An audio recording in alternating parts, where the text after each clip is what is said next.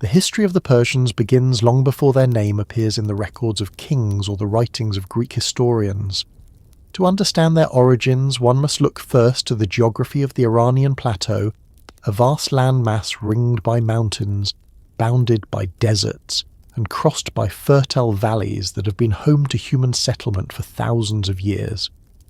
This plateau forms a natural corridor between Mesopotamia to the west, Central Asia to the northeast, and the Indian subcontinent to the east. Such positioning made it not an isolated land, but a crossroads where cultures met, mingled, and clashed. The people who eventually came to be known as Persians inherited a landscape already layered with civilizations stretching back to the 3rd millennium BCE. One of the earliest of these civilizations was Elam.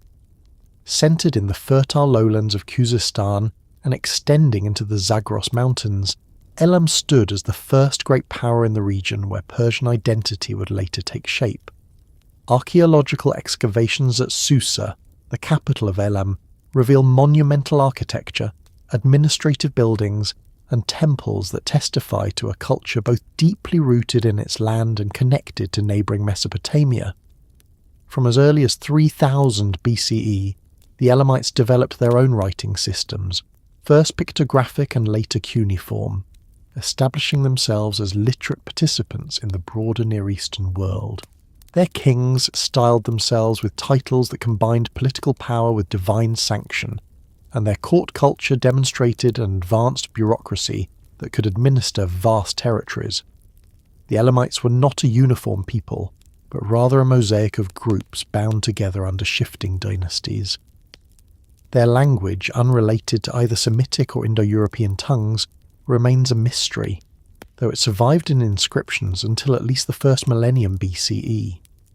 What is clear from their records is that they maintained both conflict and cooperation with their Mesopotamian neighbours. Sumerian and Akkadian kings repeatedly recorded campaigns against Elam, while Elamite rulers themselves sometimes invaded Mesopotamian lands.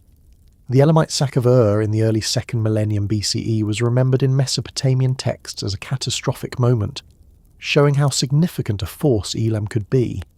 Yet there were also long periods of trade, cultural exchange, and intermarriage that tied the two regions together. This constant contact meant that when the Persians later appeared on the scene, they inherited not only the land but also the accumulated traditions of Elamite kingship, religion, and administration. The land itself shaped these developments.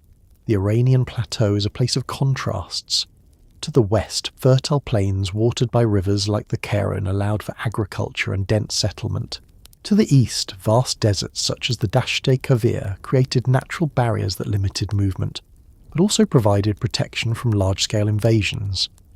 The Zagros and Elburz mountains formed rugged backdrops, rich in resources like timber and metals, while also creating isolated valleys where distinct communities could develop.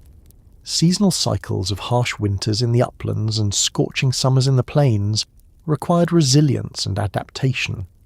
The geography of the plateau encouraged both independence and interaction, producing societies that were capable of sustaining themselves yet always drawn into the networks of trade and warfare with the wider Near Eastern world. By the late 2nd millennium BCE, new groups began to arrive on this plateau, migrating from the steppes of Central Asia. These were the Indo-Iranians, part of a larger family of Indo-European peoples whose languages and traditions spread across Eurasia. One branch of these migrants moved southward into India, giving rise to Vedic culture.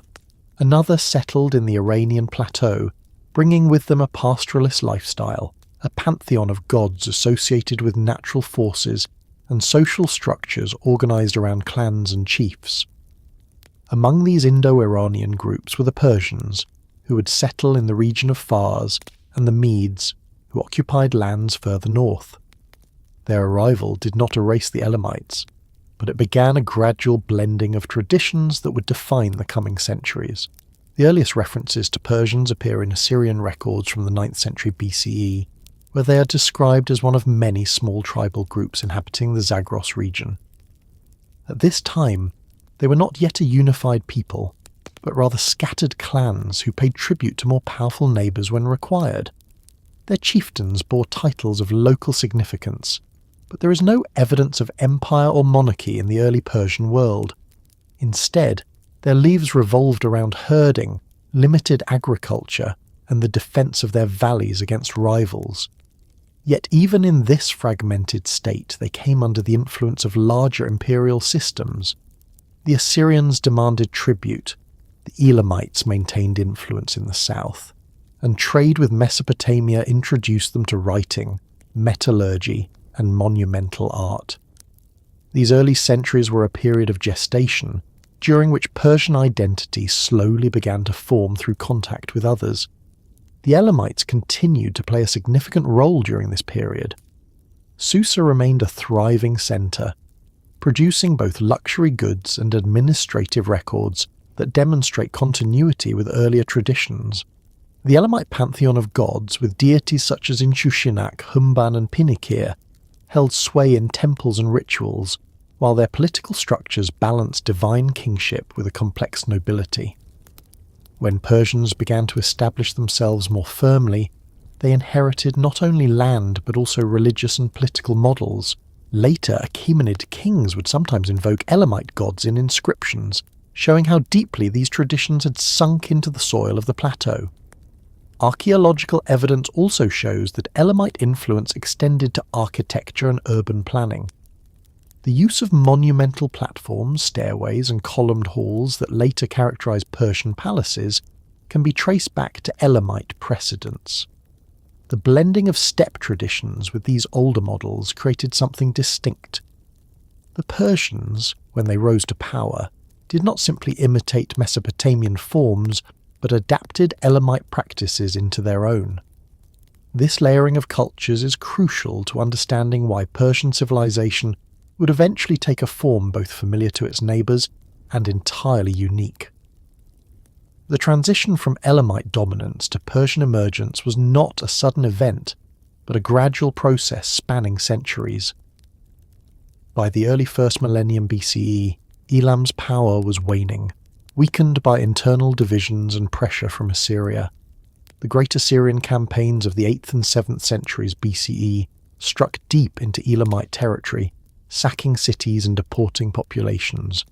Reliefs from Nineveh show Elamite captives brought before the Assyrian king, their cities burned, their leaders humiliated. These repeated blows eventually broke Elam's strength, leaving a vacuum that new powers could fill. It was in this vacuum that the Persians, still relatively small and obscure, began to position themselves for something greater. Early Persian settlements were concentrated in the region of Fars, known in older sources as Parsua. This land, situated between the Zagros Mountains and the Persian Gulf, offered both agricultural potential and strategic advantages. Fertile valleys supported crops, while the surrounding mountains provided natural defences. From here, Persian chieftains could interact with both Mesopotamian lowlands and the highland tribes, learning to manoeuvre diplomatically as well as militarily. It is in Fairs that the dynasty of the Achaemenids would later emerge, claiming descent from a figure named Achaemenes. Though historical details about him remain scarce, his lineage became central to Persian royal ideology, serving as the ancestral root from which great kings like Cyrus and Darius claim legitimacy. The formative centuries of Persian settlement also witnessed the gradual adoption of religious ideas that would shape their worldview. The Indo-Iranian pantheon, with gods connected to sky, fire, and natural forces, blended with local deities and evolving concepts of cosmic order. Out of this synthesis would later emerge Zoroastrianism, the religion that emphasized the struggle between truth and falsehood, light and darkness, under the supreme deity Ahura Mazda. While the exact timeline of Zoroaster's life remains debated, the ethical and cosmic framework associated with his teachings took root among Iranians during these early centuries, providing spiritual foundations for imperial ideology. By the time Assyrian records of the 9th and 8th centuries mention Persians, they were still minor players, yet already connected to the larger world. They paid tribute in horses, cattle, and precious goods. They were drawn into military campaigns as allies or subjects. they learned the administrative languages of Akkadian and Elamite, preparing them for future roles as rulers of a multilingual empire. Their identity was still in flux, but the contours of something lasting were visible. A people who had arrived as migrants from the steppes were becoming part of the settled civilization of the plateau, fusing nomadic resilience with agricultural stability, tribal loyalty with emerging kingship. This fusion created the conditions for a dramatic transformation. The Persians inherited the cultural legacy of Elam, absorbed the imperial lessons of Assyria, and drew strength from their own traditions of clan and tribe. The plateau itself, with its mixture of isolation and openness, forged a people capable of enduring hardship while also aspiring to rule far beyond their homeland. From scattered settlements in Fars and Anshan, from valleys watered by rivers and plains guarded by mountains, the Persians were preparing to step onto the stage of history. Their story had only just begun, yet already the forces that would create one of the greatest empires of the ancient world were taking shape in the land that gave them birth. The Persian story cannot be told without first considering the vast migrations that brought Indo-Iranian peoples into the Iranian plateau. Long before there was a Persia, waves of Indo-European speaking groups spread out from the Eurasian steppe, carrying with them languages, rituals, and modes of life that would leave their imprint across half the world.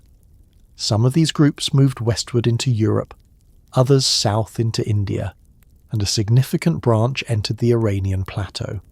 These migrants were pastoralists, skilled in horsemanship, familiar with the bow and the chariot, and accustomed to life in harsh environments. Their mobility allowed them to cover immense distances, and their social structures emphasize bonds of kinship, loyalty to chiefs, and religious rituals tied to fire, water, and the natural elements.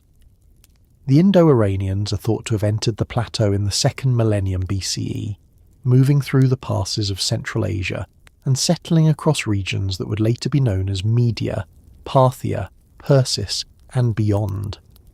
At first, they were not a unified body but scattered tribes, each with its own leaders and traditions, yet bound by a shared linguistic and cultural heritage. Their language, Old Iranian, would later give rise to distinct dialects, one of which became Old Persian, the tongue of the Achaemenid kings. Their religion, rooted in Indo-European traditions of sky gods, fire rituals, and sacred hymns, laid the foundation for the Zoroastrian reforms that would crystallize in later centuries. Their myths and epics, passed orally among tribes, spoke of heroes, divine struggles, and cosmic order, themes that would find written expression in later Persian literature. These migrations did not take place in isolation. The plateau they entered was already inhabited by established cultures, most prominently the Elamites in the southwest and various highland groups in the Zagros. The newcomers adapted to this environment, sometimes clashing with local powers, sometimes intermarrying, and always reshaping themselves through contact. The Elamites in particular provided models of kingship and administration that the Iranians would adopt and transform. Over centuries, the interaction of steppe traditions with local civilizations produced a hybrid culture, at once nomadic and settled, tribal and centralized, martial and administrative. Among the Indo-Iranian groups that settled in the plateau, two would play decisive roles in shaping history: the Medes and the Persians. The Medes established themselves in the northern and western regions near modern-day Hamadan, while the Persians settled further south in the land of Fars, known to the ancients as Parsa. Assyrian records from the 9th century BCE mention both groups. The Medes appear first, described as a collection of tribes in the Zagros Mountains who paid tribute in horses and metals. The Persians are mentioned soon after, identified as another tribal group dwelling in Anshan and adjacent regions. At this early stage, neither the Medes nor the Persians possessed an empire. They were local powers, sometimes raided by Assyrians, sometimes allied with Elam, always manoeuvring within the shadow of larger states. The Medes gained prominence earlier than the Persians. By the 8th and 7th centuries BCE, they had consolidated enough strength to challenge Assyrian power. Under leaders such as Deioces and Cyaxares, the Medes transformed from loosely organized tribes into a kingdom that could field armies, build fortresses, and expand territory. They established Ecbatana as their capital, a city surrounded by concentric walls said by Greek writers to be painted in bright colours, though archaeology has only partially confirmed such descriptions. The rise of the Medes demonstrated that Iranian tribes could move beyond tribalism and establish durable states. Their eventual role in the destruction of Assyria alongside the Babylonians around 612 BCE confirmed their place as a major power. The Persians, meanwhile, remained in the background, still subordinate to Elamite and Median influence. Their rulers carried the title Kings of Anshan, referencing the Elamite city they came to dominate.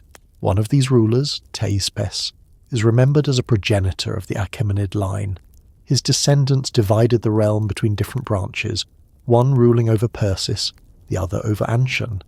Out of these lines would emerge Cyrus, who would eventually unite Persians under one banner and expand far beyond his ancestors' limited domain. But at this earlier stage, Persian power was still embryonic, constrained to regional politics and overshadowed by stronger neighbours. The Indo-Iranian migrations also carried with them religious ideas that began to crystallise in the centuries before Cyrus. The sacredness of fire, the worship of the sky god, and rituals involving the Haoma plant connected the Iranians with their Vedic cousins in India. Yet within the Iranian context, these beliefs gradually evolved into Zoroastrianism, a faith centred on the dualistic struggle between Ahura Mazda, the Lord of Truth, and Angra Mainyu, the spirit of deceit. Though the exact date of Zoroaster is uncertain, ranging anywhere from 1500 to 600 BCE depending on scholarly interpretation, his teachings reflected the spiritual currents of this period. Zoroastrianism emphasized moral choice, cosmic order, and the responsibility of rulers to uphold justice. These ideas would later be embraced by Persian kings, who invoked Ahura Mazda in their inscriptions as the source of their authority.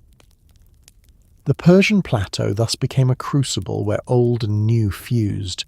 Tribal chieftainship was overlaid with borrowed models of kingship. Oral traditions began to coexist with written records learned from Elam and Mesopotamia. Religious practices evolved from ritual sacrifice and fire altars toward a theology of cosmic dualism. Political structures shifted from scattered clans to dynasties tracing descent from semi-legendary ancestors. Out of this transformation, the dawn of the Achaemenids began to glimmer.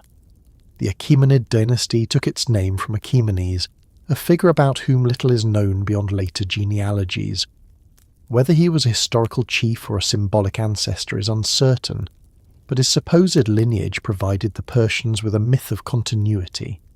From him descended Teispes, Cyrus the Great, and Cambyses swarm, each of whom expanded Persian control incrementally, forging alliances and establishing authority over Persis and Anshan. These kings were not yet emperors, but their efforts prepared the ground for Cyrus the Great, whose conquest would later astonish the ancient world. Assyrian and Babylonian sources provide glimpses of these early Achaemenids. They appear as minor kings, sometimes paying tribute, sometimes resisting, occasionally participating in larger struggles between great powers. Their political survival required skillful diplomacy, balancing between Elam, Media, and Assyria. In time, their ability to maneuver between rivals allowed them to consolidate power in their home region. When Elam finally collapsed under the weight of Assyrian and later Babylonian aggression, the Persians inherited its mantle in Anshan, taking control of lands once ruled by Elamite kings. This transition marked a critical step in the transformation of Persians from peripheral tribesmen to rising monarchs. The dawn of the Achaemenids was not only political but also cultural. The blending of Elamite, Mesopotamian and Iranian traditions created a distinctive Persian identity. Administrative practices drawn from Elam, monumental art influenced by Mesopotamia, and the tribal values of the Iranian steppe merged into a new synthesis. This synthesis would eventually shape the Achaemenid Empire, an empire characterized by tolerance of local customs, reliance on efficient administration, and emphasis on royal ideology tied to divine favour.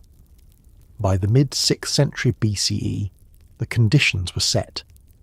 The Medes had shown that Iranians could overthrow Assyria and rule vast lands, but their kingdom was fragile, fractured by internal divisions.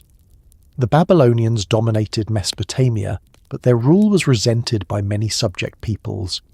In this environment, the Persians, long overshadowed, were ready to rise. The line of Achaemenids had produced Cyrus II, later known as Cyrus the Great, who combined tribal loyalty, inherited kingship, and visionary ambition into a force that would reshape the ancient world. Before his conquests, however, the centuries of migration, settlement, and adaptation had laid the groundwork. The Persians were no longer newcomers on the plateau. They had become heirs to both Elamite traditions and Indo-Iranian heritage, poised to turn their local kingship into the nucleus of an empire that would stretch from the Aegean to the Indus. The figure of Cyrus marks the turning point in Persian history, when scattered clans and modest kingships were transformed into a force that would dominate the known world. Born into the lineage of the Achaemenids, his ancestry linked him to earlier rulers of Anshan and Persis, yet his rise was not predetermined. At the time of his birth, around 600 BCE, Persians remained a secondary power, overshadowed by the Medes in the north and pressured by the mighty kingdoms of Babylonia and Lydia to the west. The traditions surrounding his early life mix history with legend, reflecting how later generations sought to explain the astonishing career of a man who would be remembered as the Great. Greek sources, particularly Herodotus, tell of dreams and prophecies surrounding Cyrus's birth, suggesting that his grandfather Astyages, king of the Medes, feared the boy would overthrow him. In these accounts, Astyages ordered the infant killed, but a loyal servant spared him, raising him in secret until his royal identity could no longer be hidden. Though the historical accuracy of these stories is uncertain, their persistence indicates how contemporaries understood Cyrus's rise, as something foretold, resisted by powerful rulers, yet ultimately unstoppable. What can be traced with more certainty is his lineage. His father, Cambyses I, ruled Anshan as a vassal of the Medes, while his mother was likely of Median descent, linking Cyrus by blood to both Persian and Median elites. Cyrus inherited his throne around 559 BCE, upon his father's death. At this point he was king of a relatively small realm, loyal to Astyages and the Median Confederation. Yet within a decade he would turn against his overlord, rally Persian tribes, and ignite a rebellion that ended Median dominance. The reasons for this revolt remain debated. Some suggest it was driven by Persian resentment of Median control, others point to political intrigue within the Median court, and still others emphasize Cyrus's personal ambition. What is certain is that the rebellion succeeded. Ancient sources describe how Median nobles, disillusioned with Astyages, defected to Cyrus's side, enabling the Persians to triumph. By 550 BCE, Ecbatana, the Median capital, had fallen, and Cyrus was proclaimed ruler of both Persians and Medes. This victory established the foundation of his empire and positioned him as a major power in the Near East. The overthrow of Astyages did more than expand Cyrus's domain. It established a pattern that would define Persian rule, the absorption of other peoples not through their destruction, but through their integration. Rather than eradicating the Medes, Cyrus incorporated them into his administration, retaining Median nobles in positions of influence and blending their traditions with Persian practices. This inclusive approach, pragmatic rather than purely ideological, allowed Cyrus to govern a diverse empire without constant rebellion. From the beginning, his empire was multi-ethnic, drawing strength from the cooperation of different peoples. The fusion of Persian vigour and Median precedent became the core of what would later be known as the Achaemenid system. With the Medes subdued, Cyrus turned westward. His next target was Lydia, a wealthy kingdom in Asia Minor ruled by King Croesus, famous for his riches and his dealings with Greek cities along the coast. Lydia controlled key trade routes and possessed vast resources of gold, making it both a tempting prize and a potential rival. Croesus, confident in his strength and allied with Babylon and Egypt, underestimated Cyrus's determination. According to Herodotus, Croesus consulted the oracle at Delphi, who ambiguously declared that if he attacked Persia, a great empire would fall. Interpreting this as a promise of victory, Croesus launched an offensive. The campaigns that followed demonstrated Cyrus's strategic brilliance.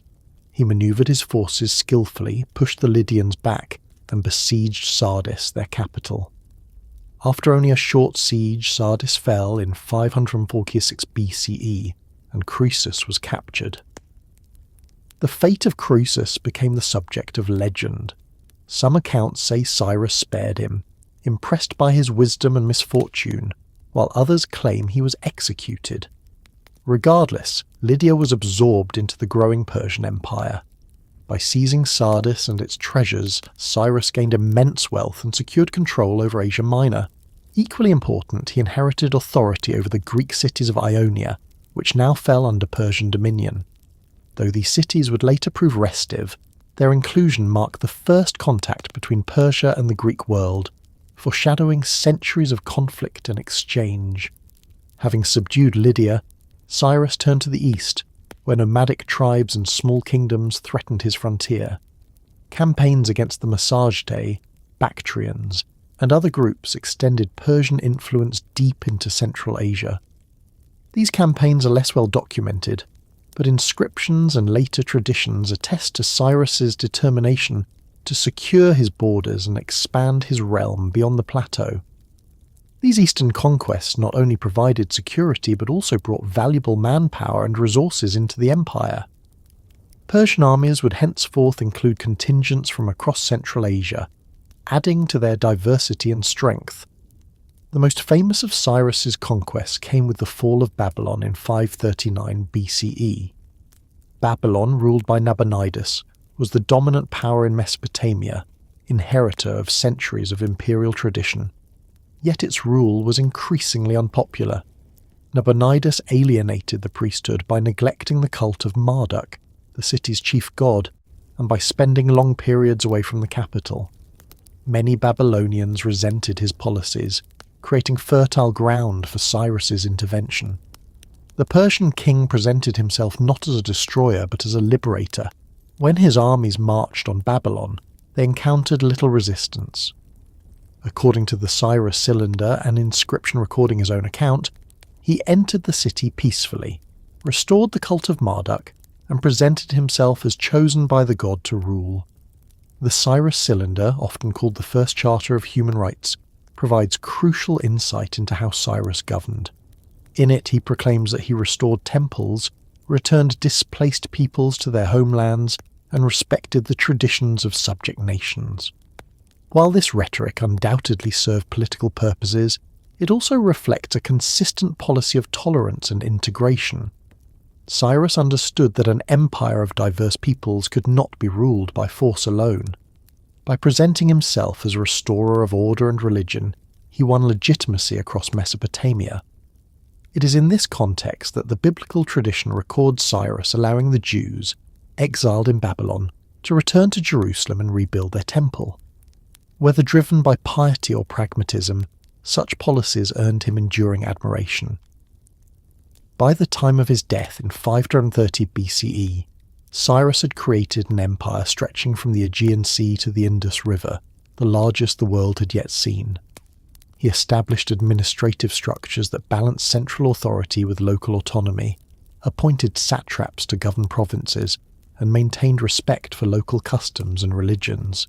His military campaigns displayed both ruthlessness and restraint, conquering vast lands while avoiding unnecessary devastation.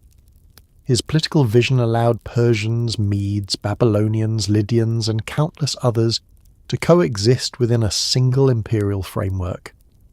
The circumstances of his death are debated. Herodotus describes his final campaign against the Massagetæ. a nomadic people of Central Asia led by the formidable Queen Tamiris. According to this account, Cyrus was defeated in battle, captured and executed, his body desecrated in revenge. Other traditions suggest he died in battle elsewhere or returned peacefully to his homeland.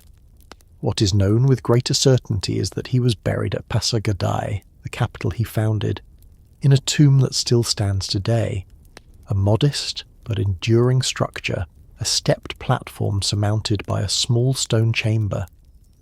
This tomb, simple compared to later monuments, reflects both his personal character and the traditions of his time.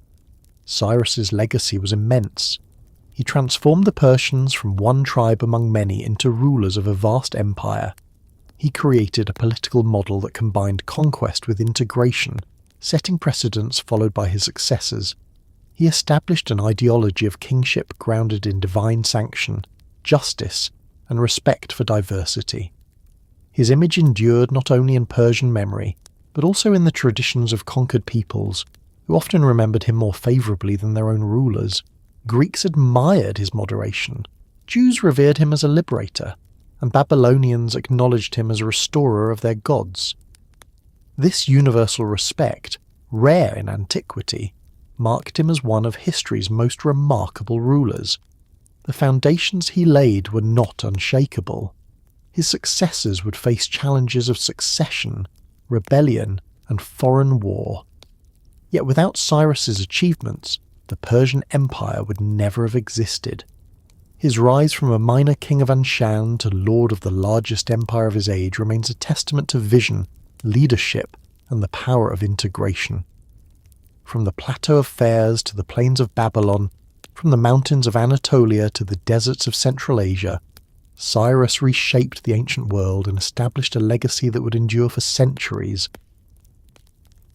The expansion of Cyrus's authority after the fall of the Median kingdom marked the opening act of Persian ascendancy, but it was his subsequent campaigns into Lydia and Babylonia that revealed the true scope of his ambition and the durability of the empire he was building. By uniting Persians and Medes under one crown, he had already achieved what earlier generations could scarcely imagine.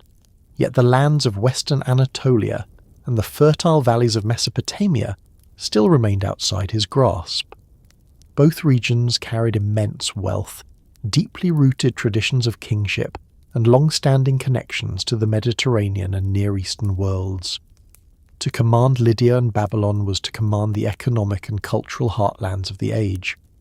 It was this conquest that would transform Cyrus from a regional monarch into the master of a realm spanning continents. The kingdom of Lydia, perched in Western Asia Minor, had risen to prominence under a line of rulers known for their wealth, innovation, and contact with the Greek cities along the Aegean coast. Its capital, Sardis, commanded both inland trade routes and access to maritime exchange through its subject Greek polis. Lydia's rulers minted some of the first known coinage, a technological and economic innovation that symbolized their prosperity. The most famous of its kings, Croesus, became a byword for wealth, his treasury filled with the gold of the Pactolus River. Yet his fortune was matched by ambition. Croesus sought to extend his authority over the Ionian Greeks, while balancing alliances with Babylon and Egypt to deter threats from the east. When Cyrus emerged as a new force in Persia, Croesus perceived both a challenge and an opportunity, but in his calculations he underestimated the speed with which the Persians could act. The campaigns between Persia and Lydia unfolded swiftly. Croesus, relying on his alliances, advanced into central Anatolia, expecting that his allies in Babylon and Egypt would intervene on his behalf. But Cyrus, employing rapid marches and disciplined forces, met him at Tyria, where neither side achieved decisive victory. Croesus, assuming that winter would force Cyrus into retreat, disbanded part of his army to regroup in the spring. Cyrus, however, pressed forward with relentless energy, marching on Sardis before Croesus could reassemble his strength. The battle outside Sardis ended in Persian victory, aided by a tactical use of cavalry that unsettled the Lydian forces. The capture of Sardis followed soon after, and with it, the submission of Lydia. The fate of Croesus became the subject of endless retelling. Greek authors imagined him brought before Cyrus on a funeral pyre, saved only by divine intervention or by the king's last-minute mercy.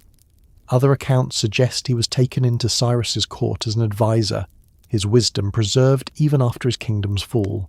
Whatever the truth, the incorporation of Lydia into the Persian realm carried enormous consequences.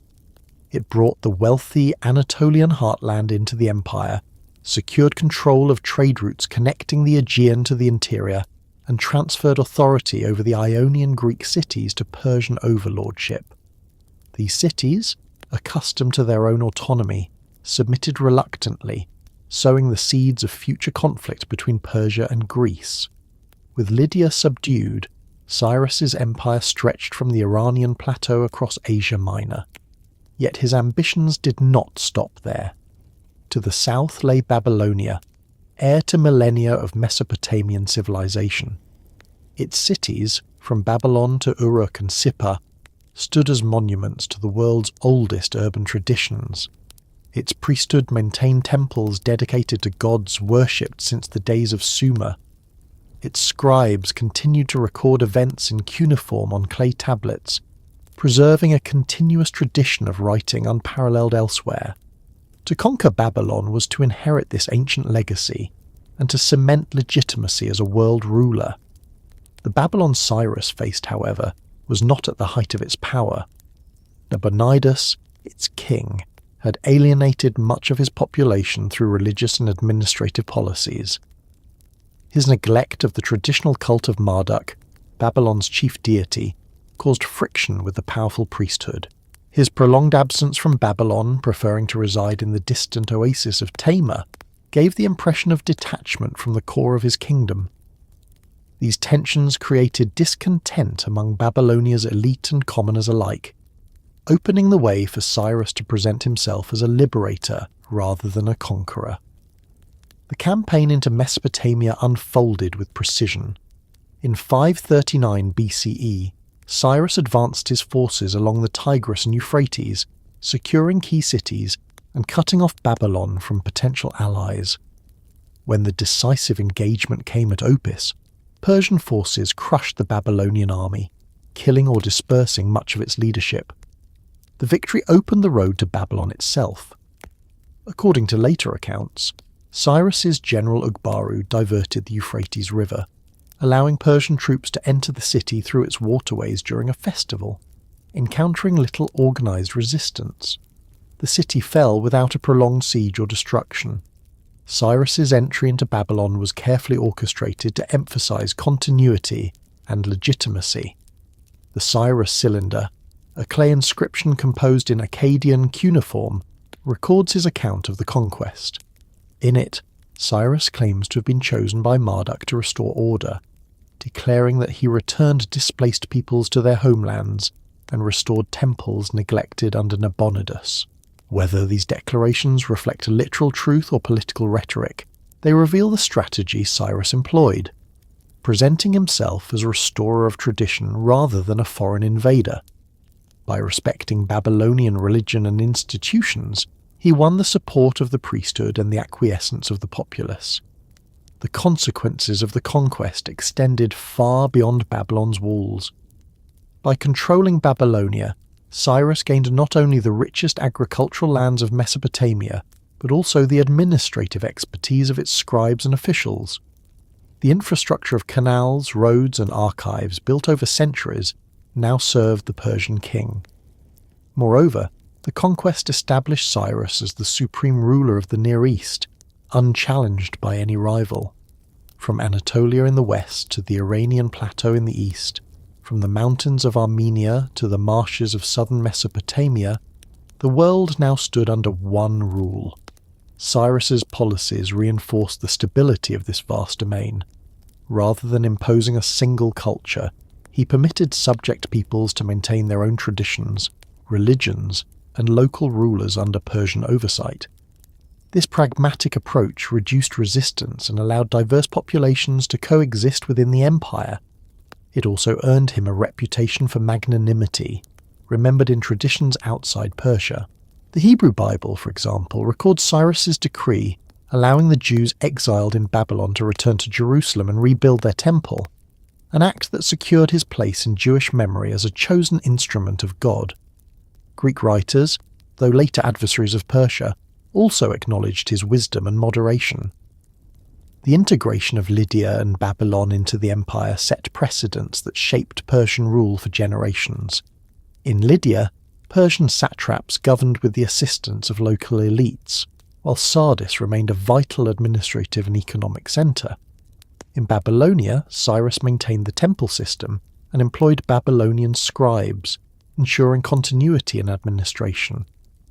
These arrangements demonstrated a principle that would define the Achaemenid Empire: governance through cooperation, not destruction. Unlike Assyrian kings who boasted of razing cities and deporting populations, Cyrus built his reputation on preservation and restoration. Yet this was not a policy of weakness. Persian armies remained formidable, capable of crushing resistance swiftly when needed. The victories at Sardis and Opis testified to their effectiveness, and the incorporation of diverse peoples into the military added to their strength. Medes, Persians, Lydians, Babylonians, and Central Asian tribes all fought under Cyrus's banners, giving his forces flexibility and reach. The empire was held together not only by tolerance, but also by the implicit understanding that defiance would be met with overwhelming force. By uniting Lydia and Babylon under his rule, Cyrus achieved what no king before him had managed: the consolidation of the ancient Near East into a single political entity. For centuries, the region had been fragmented among rival powers: Assyria, Babylonia, Elam, Lydia, each rising and falling in cycles of conquest and collapse. Cyrus ended that cycle by absorbing them into a durable imperial structure. His conquests did not merely extend Persian territory, they reshaped the political map of the ancient world. The legacy of these campaigns would endure long after Cyrus's death. The Persian Empire became the model of a universal monarchy, ruling over countless nations yet bound together by shared administration and ideology. The empire's scale, diversity and longevity owed much to the foundations laid in these conquests. The wealth of Lydia and the cultural prestige of Babylon enriched the empire and legitimized its rule. The policies of integration and respect for tradition minimized rebellion and fostered loyalty. The military victories established Persian supremacy beyond challenge. As Cyrus looked eastward to secure his frontiers and extend his influence further into Central Asia, the empire he had created already stood as the largest the world had seen. From the shores of the Aegean to the valleys of Mesopotamia, from the mountains of Armenia to the deserts of Iran, a new order had taken shape under Persian authority. The conquests of Lydia and Babylon had not only enlarged his realm, but had transformed it into a coherent system capable of enduring the challenges of succession, rebellion, and external threat. The world had entered the age of the Achaemenids, and the model established by Cyrus would guide Persian rulers for generations to come. When Cyrus died in 530 BCE, he left behind an empire stretching farther than any before him, encompassing lands from the Aegean coast to the mountains of Central Asia, from the fertile valleys of Mesopotamia to the rugged heartland of Iran. Yet for all his achievements, the empire's future was not guaranteed. The task of preserving and extending this vast dominion fell to his son Cambyses II, whose reign would prove both ambitious and turbulent. While Cyrus had been remembered for his moderation and his skill in integrating diverse peoples, Cambyses' legacy is often recalled for conquest tempered by harshness. The greatest achievement of his reign, the annexation of Egypt, added another jewel to the Persian crown, binding the ancient civilization of the Nile to the new imperial structure of the Achaemenids. But alongside this triumph came challenges, revolts, and accusations that would tarnish his reputation. Cambyses was the son of Cyrus and a daughter of Astyages, linking him by blood to both Persian and Median royal lines. This lineage provided him with legitimacy, though questions of succession often troubled great empires, and Persia was no exception. Cyrus's death left his realm in the hands of a single heir, yet the traditions of tribal kingship and the ambitions of the nobility created space for dissent. Cambyses had to establish his authority quickly, ensuring that his rule would be recognized not only in the Persian heartland, but also in the newly conquered territories of Lydia and Babylonia. For the first years of his reign, continuity was preserved. The administrative system built by Cyrus remained intact, satraps continued their duties, and the empire's stability held. But Cambyses, inheriting his father's vision, sought further expansion. His eyes turned toward Egypt, one of the last great powers of the ancient Near East still outside Persian control. Egypt, by the 6th century BCE, had already lived through millennia of dynastic history. Its pyramids and temples stood as enduring symbols of one of the world's oldest civilizations. Yet in the time of Cambyses, Egypt was ruled by the Sate dynasty, founded by Psamtik-That and continued by his descendants. The Sate pharaohs had restored a degree of unity and prosperity, opening Egypt once again to Mediterranean trade and asserting independence after centuries of foreign domination by Libyans, Nubians and Assyrians. By the reign of Psamtik III, however, Egypt faced the looming threat of Persia's expansion.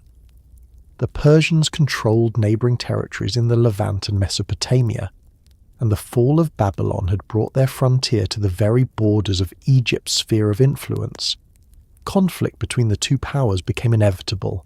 The conquest of Egypt by Cambyses was not merely an act of military aggression, but also the culmination of decades of shifting alliances and rivalries. Earlier, the Egyptian kings had supported cruises of Lydia against Cyrus, and they had maintained ties with Babylonian elites hostile to Persian rule. With Babylon subdued and Lydia absorbed, Cambyses now sought to remove Egypt as the last major Near Eastern kingdom outside Persian control. The strategic stakes were immense. Egypt commanded the riches of the Nile Valley, the resources of Nubia, and access to Mediterranean trade routes that linked Africa, Asia and Europe. To bring Egypt into the Persian orbit was to complete the unification of the ancient Near East under one crown. Preparations for the campaign began around 526 BCE. Cambyses assembled a large army composed of Persians, Medes, Babylonians, Lydians and other subject peoples. Herodotus, whose account remains one of the main sources for this period, describes alliances with Arabian tribes who provided safe passage through the desert and supplied vital water for the march.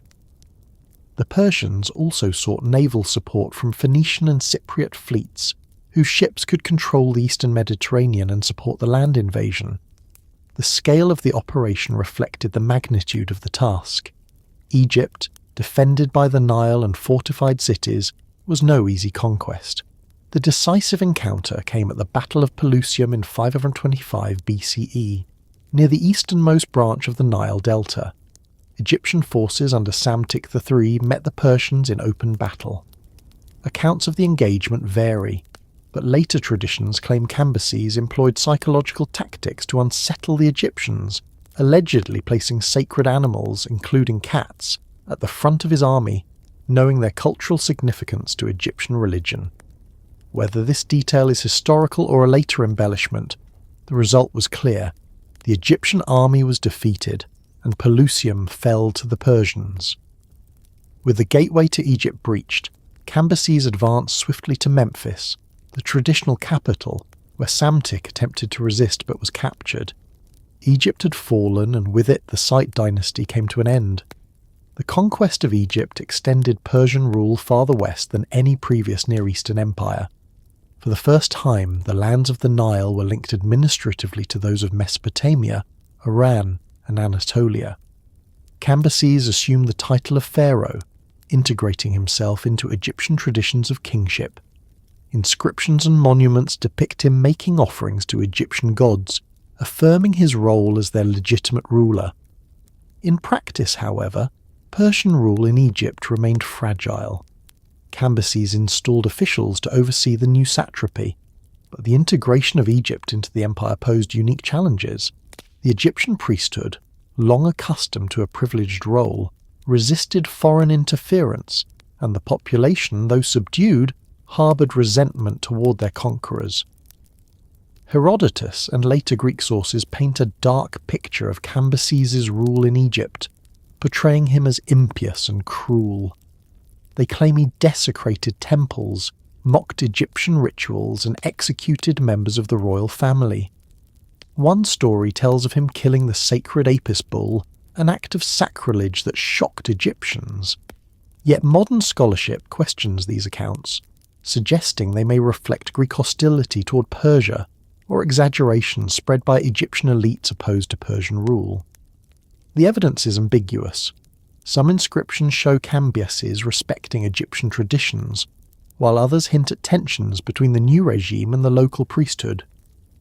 It is possible that Cambyses sought to curtail the political influence of temples, provoking opposition that later coloured his reputation. Beyond Egypt, Cambyses envisioned further conquests. Ancient sources describe planned campaigns against Carthage, Nubia, and the oasis of Siwa in the Libyan desert. The expedition to Carthage reportedly failed when Phoenician sailors, whose loyalty was crucial to the Persian fleet, refused to attack their fellow Phoenicians in the western Mediterranean. The Nubian campaign is said to have ended in disaster, with Persian forces suffering from harsh conditions and lack of supplies. The expedition to Siwa, aimed at seizing the famous oracle, allegedly vanished in the desert, swallowed by sandstorms. Whether these tales are historical or legendary, they illustrate the limits of Persian expansion under Cambyses and the difficulties of projecting power into Africa. As Cambyses remained in Egypt, unrest grew elsewhere in the empire. In 522 BCE, news reached him of a rebellion in Persia, led by a man claiming to be Bardia, Cambyses' brother. According to official Persian accounts preserved in the Behistun inscription, this figure was an impostor named Gaumata, a Magian priest who seized the throne by exploiting Cambyses' absence. Other traditions, however, suggest that Cambyses had secretly executed his brother earlier, and that the revolt reflected genuine opposition to his rule. The truth remains uncertain, but the uprising destabilized the empire and forced Cambyses to march back east. The circumstances of Cambyses' death remain mysterious. Ancient sources suggest he died en route in Syria, either by accident, illness, or suicide. Some accounts claim he accidentally stabbed himself with his own sword while mounting his horse. Others imply that despair at the rebellion drove him to take his own life. Whatever the cause, Cambyses' reign ended abruptly in 522 BCE, leaving the empire in crisis. His achievements, particularly the conquest of Egypt, were undeniable, but his legacy was overshadowed by controversy, rebellion, and the negative portrayals of Greek and Egyptian sources. Yet in evaluating Cambyses, it is essential to place his reign in context. He inherited an empire of unprecedented size and sought to expand it further, succeeding in adding one of the greatest civilizations of the ancient world to Persian dominion. His governance in Egypt may have been heavy-handed, but it also followed the challenges faced by any foreign ruler in a land with such deep-rooted traditions. His failures in Nubia and Libya demonstrate the limits of Persian expansion, but they do not erase his success in binding the Nile Valley to the Achaemenid world. The conquest of Egypt by Cambyses completed the encirclement of the ancient Near East. With Egypt subdued, Lydia incorporated, Babylon held, and the Iranian plateau united, Persia now stood as a true world empire, spanning multiple civilizations, languages, and traditions. The foundations laid by Cyrus were extended, though not always with the same grace, and the empire endured despite the turmoil following Cambyses' death. The question of succession, however, would determine its next chapter, and into this uncertainty stepped Darius, a figure who would reorganize and expand the empire to heights even greater than those achieved by his predecessors. The death of Cambyses in 522 BCE plunged the Persian Empire into uncertainty. The succession was unclear, the throne contested, and across the vast dominion rebellions began to stir. In this moment of instability, the figure of Darius emerged, a man not originally destined for the throne, yet one who would transform the empire more thoroughly than any ruler before him.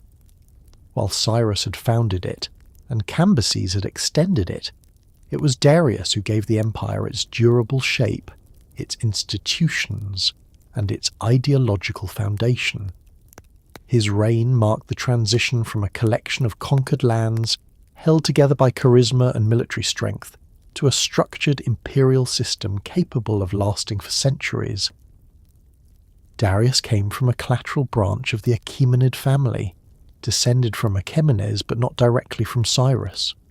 His father, Hystaspes, served as governor of Bactria under Cyrus and Cambyses, suggesting that Darius belonged to the noble elite, but did not rank among the immediate heirs to the throne.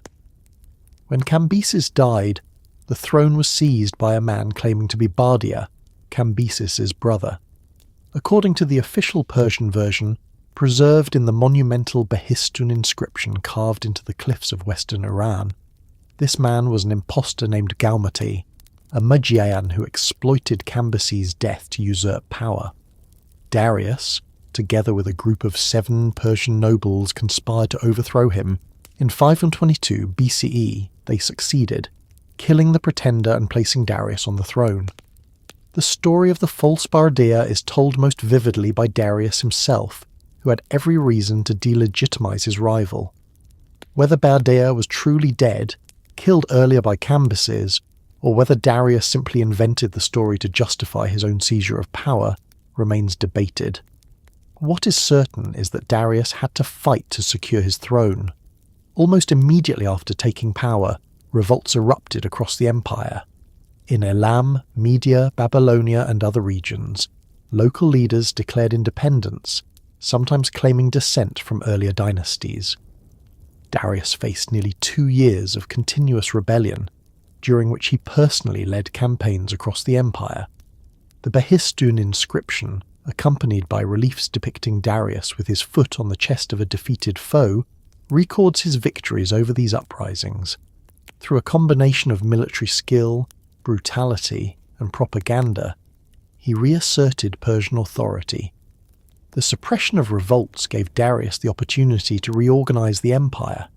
Recognizing that military conquest alone could not sustain so vast a dominion, he undertook administrative reforms that gave Persia the structure for which it became famous. Central to his system was the division of the empire into satrapies, provinces governed by satraps who oversaw taxation, justice, and military defense. Each satrapy was expected to provide a fixed tribute to the royal treasury, measured in silver or in kind, creating a stable revenue base. By standardizing tribute, Darius avoided the constant renegotiation of obligations that had marked earlier rule. At the same time, he imposed oversight mechanisms, sending royal inspectors known as the king's eyes and ears to monitor satraps and prevent rebellion. This balance of delegated authority and central supervision allowed the empire to manage its vast size without fragmenting. Darius also introduced measures to unify the empire economically. He standardized weights and measures, facilitating trade across regions that had once used varied systems. He introduced coinage known as the daric, a gold coin that became a widely recognized medium of exchange. By encouraging commerce, he tied distant provinces together, allowing goods from India, Egypt, and Anatolia to circulate within a single economic sphere. Roads were improved and expanded, the most famous being the Royal Road stretching from Sardis in Anatolia to Susa in Persia. Along its length, relay stations allowed messengers to travel rapidly, carrying royal decrees and intelligence across the empire. Herodotus marvelled at the speed of these couriers, declaring that neither snow, rain, nor heat could delay them, a testament to the efficiency of Persian administration. Religion and ideology also played a central role in Darius's vision of empire. In his inscriptions, he consistently invoked Ahura Mazda, the supreme god of Zoroastrianism, as the source of his kingship. He portrayed himself as chosen by divine will, entrusted to uphold truth and justice against lies and rebellion. This language framed his rule not merely as political but as cosmic, linking the stability of the empire with the maintenance of cosmic order. While Cyrus had emphasized tolerance and restoration, Darius stressed legitimacy, law, and the battle against deceit. His use of multiple languages in inscriptions, Old Persian, Elamite, Akkadian, demonstrated both his respect for the diverse peoples of his empire and his awareness of the need to communicate imperial ideology broadly. Monumental architecture further reinforced Darius's authority. He expanded existing capitals such as Susa and founded Persepolis, a new ceremonial centre in Fars. Built on a massive stone terrace, Persepolis became the stage for royal ceremonies, particularly the New Year's festival, where delegations from across the empire brought tribute to the king. The reliefs carved into its stairways depict representatives of different nations: Medes, Egyptians, Indians, Greeks, Scythians, bearing gifts and dressed in their distinctive attire, a visual representation of the empire's diversity united under the king. The grandeur of Persepolis projected the power and universality of the Persian monarchy, a message as much to Persians themselves as to foreign visitors. Darius also extended the empire's reach through military campaigns. In the east, he consolidated control over the Indus Valley, establishing satrapies in Gandhara and Sindh, thereby incorporating the riches of India into the empire. To the north, he campaigned against nomadic tribes along the steppes, seeking to secure the empire's borders against raids. His most ambitious effort, however, came in the west, where he sought to extend Persian power into Europe. Crossing the Bosporus with a vast army, he invaded Scythian territory, pursuing the elusive nomads across the steppe. Though the campaign achieved little militarily, it demonstrated the reach of Persian arms into new continents. He also brought Thrace and parts of Macedonia under Persian influence, establishing a foothold that would bring Persia into direct conflict with the Greek world. It was in the Greek world that Darius's ambitions met their greatest resistance. The Ionian Revolt, which began in 499 BCE, reflected the discontent of Greek cities in Asia Minor under Persian rule. Supported at times by Athens and Eretria, the revolt spread across the coast, challenging Persian authority. Darius responded decisively, dispatching fleets and armies to suppress the rebellion. By 494 BCE, the revolt was crushed, the city of Miletus punished severely and Persian control restored. But the involvement of mainland Greek cities drew Darius's attention to Athens and the wider Greek peninsula. Determined to punish Athens for its role, he launched the first Persian invasion of Greece in 490 BCE. The expedition, commanded by his generals, landed at Marathon, where the Athenians won a surprising victory, halting Persian advance. Though only a setback in the scale of the empire, Marathon became a symbol of resistance in Greek memory and set the stage for future conflicts. Despite this reverse, Darius's reign remained one of consolidation and prosperity. His administrative reforms created stability, his economic measures fostered trade, his monumental projects symbolized unity, and his ideology bound the empire to a cosmic vision of truth and justice. He transformed Persia from a conquering power into a functioning imperial system, one that could manage its vast diversity and endure external challenges. The last years of his reign were spent preparing for renewed campaigns in Greece, but illness prevented him from leading them. Darius died in 486 BCE, leaving the throne to his son Xerxes. His tomb at Nakshi Rustam, carved into the cliffside, bears an inscription proclaiming his achievements and his devotion to Ahura Mazda. In it, he presents himself as a lawgiver, a just ruler, and a defender of truth. The image he crafted of himself endured, shaping how Persians and foreigners alike remembered him. Darius's legacy lies not only in his conquests, but in the structures he created. He gave the Persian Empire the order it needed to survive, balancing central power with local autonomy, fostering economic integration, and grounding kingship in divine legitimacy. His reign marked the high point of Persian organization, a model that influenced not only his successors but later empires across history. While Cyrus is remembered as the founder and Cambyses as the conqueror of Egypt, it was Darius who made Persia truly imperial, capable of ruling not just through might, but through systems that outlasted his own lifetime. The empire forged by Cyrus, extended by Cambyses, and given order by Darius was unlike anything the world had yet seen. Its scale defied precedent, stretching from the Indus Valley to the Aegean, from the steppes of Central Asia to the cataracts of the Nile. Governing such a vast dominion required more than armies and proclamations.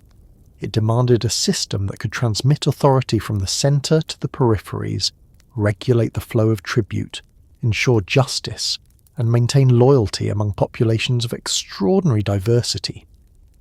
The machinery of empire that the Persians built was not improvised, but carefully constructed, combining old traditions with new innovations designed to outlast the reign of any one king. At its heart lay three elements: the satrapal system, the infrastructure that connected it, and the institutions that bound it together in law and ideology. The concept of dividing an empire into provinces was not entirely new. The Assyrians had governed their domains through a network of officials, and the Babylonians had relied on local governors, but never before had the system been implemented on such a scale, or with such balance between autonomy and control. Under Darius, the empire was divided into approximately 20 satrapies, each with defined boundaries and assessed tribute. The satrap, or provincial governor, acted as the king's representative, overseeing administration, justice, taxation, and defence. Satraps were often members of the royal family or trusted nobles, men whose loyalty was reinforced by kinship ties, but they were also vulnerable to corruption or ambition. To counter this, Darius created a system of oversight, dispatching royal inspectors, the so-called king's eyes and ears, who travelled unannounced through the provinces, reporting directly to the court. This network of surveillance ensured that no satrap could grow too powerful without being noticed. The tribute system formed the economic backbone of the empire. Each satrapy was assessed a fixed annual contribution, payable in silver or in commodities depending on the region's resources. Herodotus provides a detailed list of these tributes. India contributed gold dust, Babylon immense amounts of silver, Egypt grain and livestock, and other provinces supplied horses, textiles, or exotic goods. This arrangement both enriched the royal treasury and symbolised the subordination of the provinces. Tribute was not arbitrary but standardised, giving the empire a predictable revenue stream that could fund armies, monumental projects, and the lavish ceremonies of the court. It also provided a degree of fairness, since each province's contribution was calibrated to its capacity, reducing the sense of exploitation. Communication was the lifeblood of the empire, and nowhere was this more evident than in the construction of the royal road. This highway stretched nearly 1,700 miles from Sardis in western Anatolia to Susa in the Persian heartland, crossing mountains, rivers and deserts. Along its route were relay stations where fresh horses and riders awaited, enabling messages to travel with astonishing speed. Herodotus claimed that royal couriers could cover the distance in just 7 days, a feat unmatched in the ancient world. The efficiency of this system allowed the king to issue orders, receive reports, and respond to crises across an empire that might otherwise have fractured under the weight of distance. The royal road was more than a means of communication.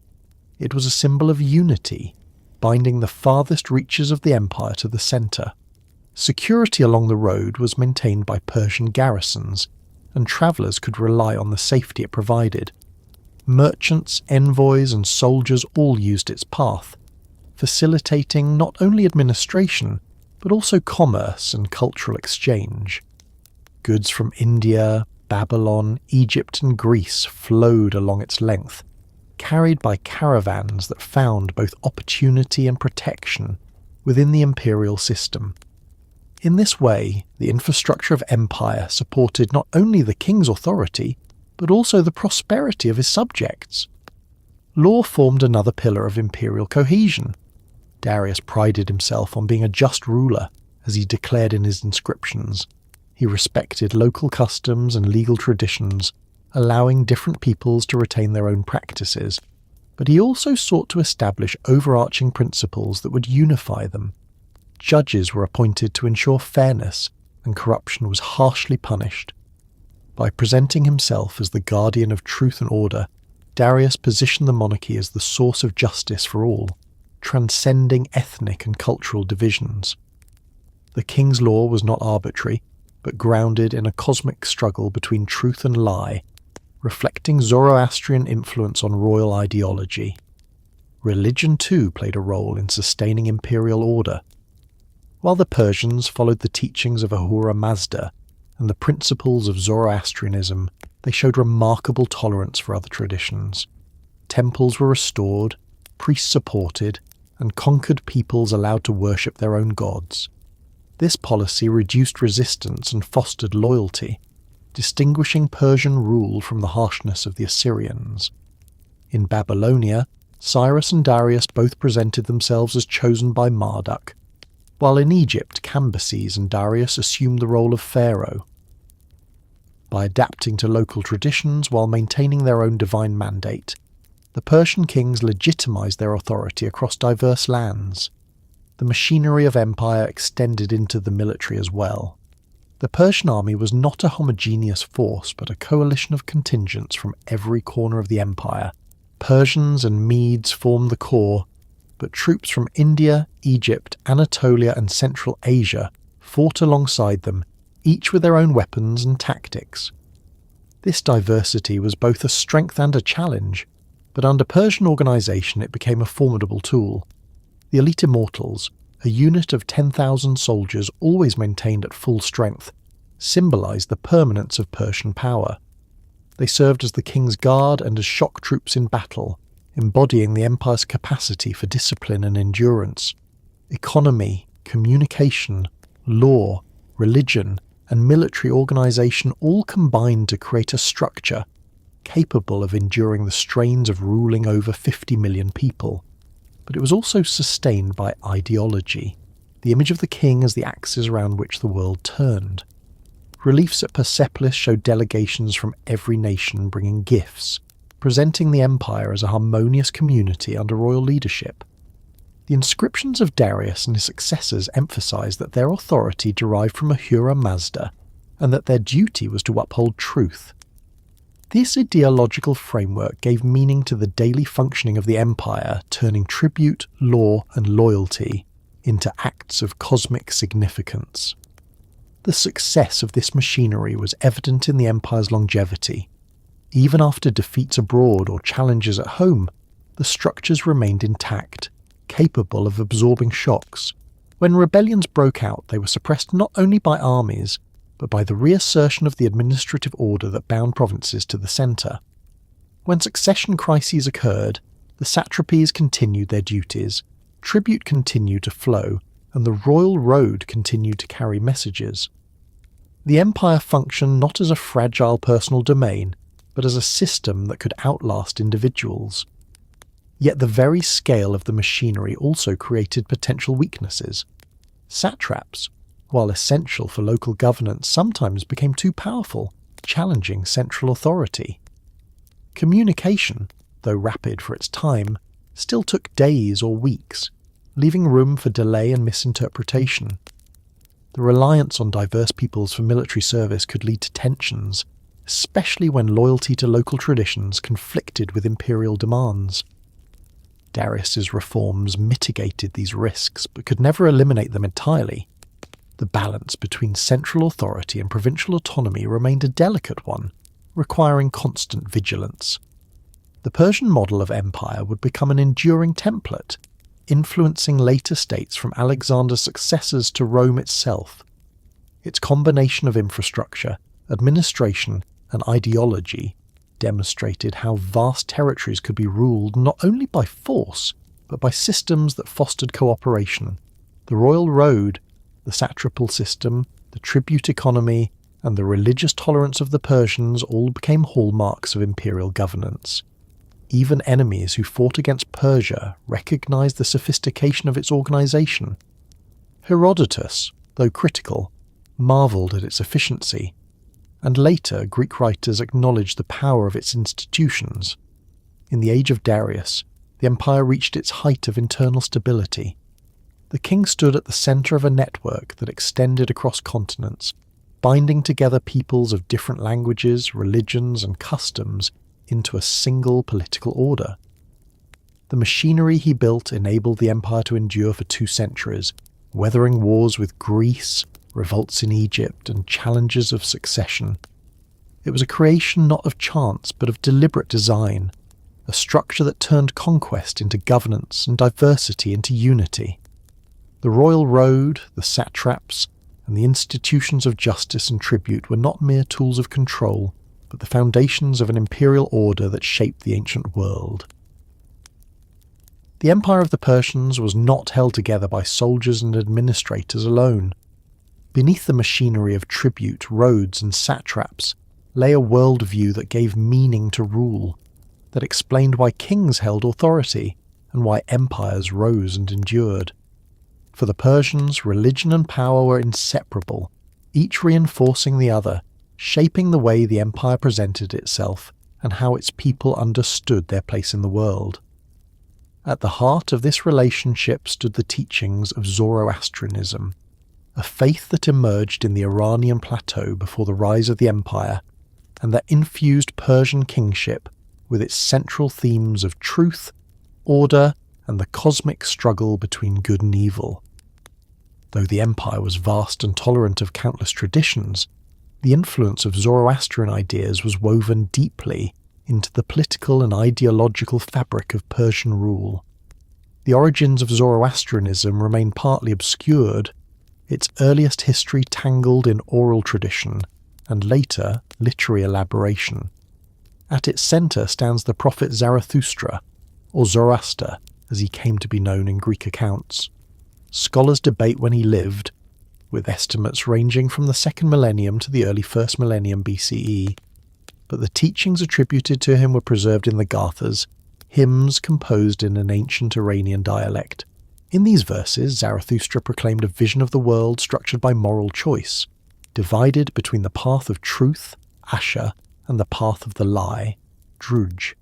The supreme god, Ahura Mazda, embodied wisdom and truth, while his adversary, later conceptualized as Ongramenu, represented chaos and deception.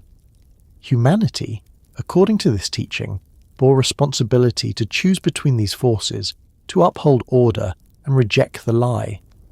This vision resonated deeply with the Persian conception of kingship. The king was not merely a political ruler, but the guardian of Asha, charged with upholding truth and justice across the empire. In the Behistun inscription, Darius repeatedly invoked Ahura Mazda as the source of his authority, declaring that he ruled because the god had granted him kingship. He framed his victories over rebels not simply as political triumphs, but as manifestations of the cosmic struggle. He stood for truth, while his enemies represented the lie.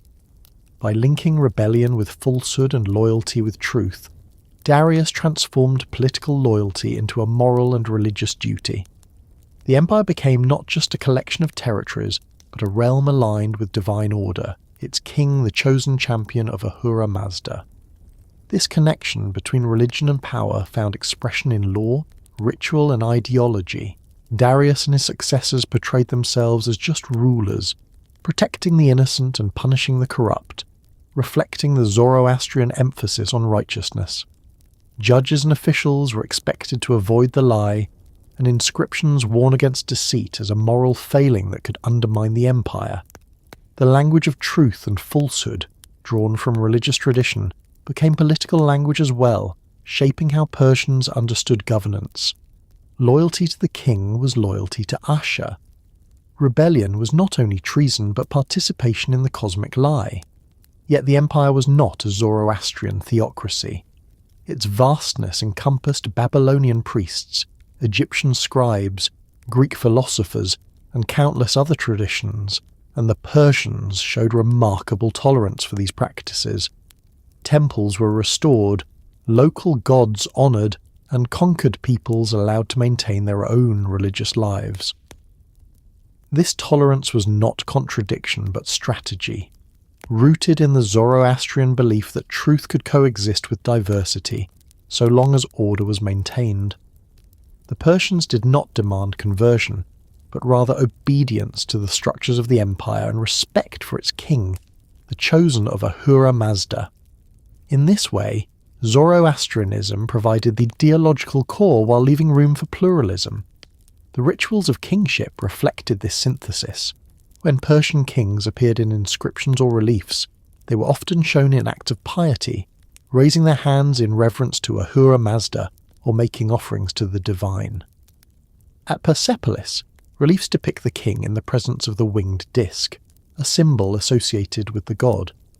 These images reinforce the connection between divine approval and royal authority, reminding subjects that the king's power was not arbitrary, but sanctioned by the highest order. The ceremonial life of the court, with its processions, sacrifices and festivals, mirrored this worldview, blending political hierarchy with religious symbolism. Fire, a central element in Zoroastrian practice, may have played a role in imperial rituals, though the exact details remain uncertain. Fire represented purity and truth, a visible symbol of the divine. Temples dedicated to fire appear in later Zoroastrian tradition, and while the Achaemenid period left fewer direct traces, the reverence for fire and for natural elements like water and earth shaped Persian religious life. Kings who upheld the purity of fire and water demonstrated their commitment to cosmic order, linking environmental care with spiritual duty. This too had political implications, for it underscored the idea that the empire was aligned with the harmony of the universe. In daily life, Zoroastrian teachings emphasized moral choice, the importance of good thoughts, good words, and good deeds. These values resonated across the empire, influencing not only Persians but also those who came into contact with them. The emphasis on truth and justice shaped how officials were expected to act, how soldiers were taught to fight, and how communities understood their relationship to the empire. Even if not all subjects embraced Zoroastrian belief, the ethical tone it set became part of the imperial ethos. The empire's openness to other religions also allowed for exchanges that enriched its worldview. In Babylonia, Persian kings participated in traditional rituals, presenting themselves as chosen by Marduk. In Egypt, they assumed the role of pharaoh, making offerings to Egyptian gods and integrating themselves into the Nile's religious tradition. Among the Jews, Cyrus's decree permitting the return from exile was remembered as an act of divine favour, with Cyrus portrayed as an instrument of the God of Israel. This willingness to adapt did not dilute the centrality of Ahura Mazda, but demonstrated the flexibility of Persian ideology. The king could be at once the servant of multiple gods, reflecting local traditions, while remaining in essence the champion of truth under Zoroastrian thought. Inscriptions and texts from the Achaemenid period reflect this duality. The Cyrus cylinder, though composed in Babylonian style, emphasizes restoration and divine mandate, consistent with Persian ideology. The Behistun inscription, carved in Old Persian, Elamite and Akkadian, insists on the supremacy of Ahura Mazda, but also communicates in the languages of conquered peoples, showing respect for their traditions. This multilingualism itself reflected the empire's worldview. Truth was universal, but it could be expressed in many tongues.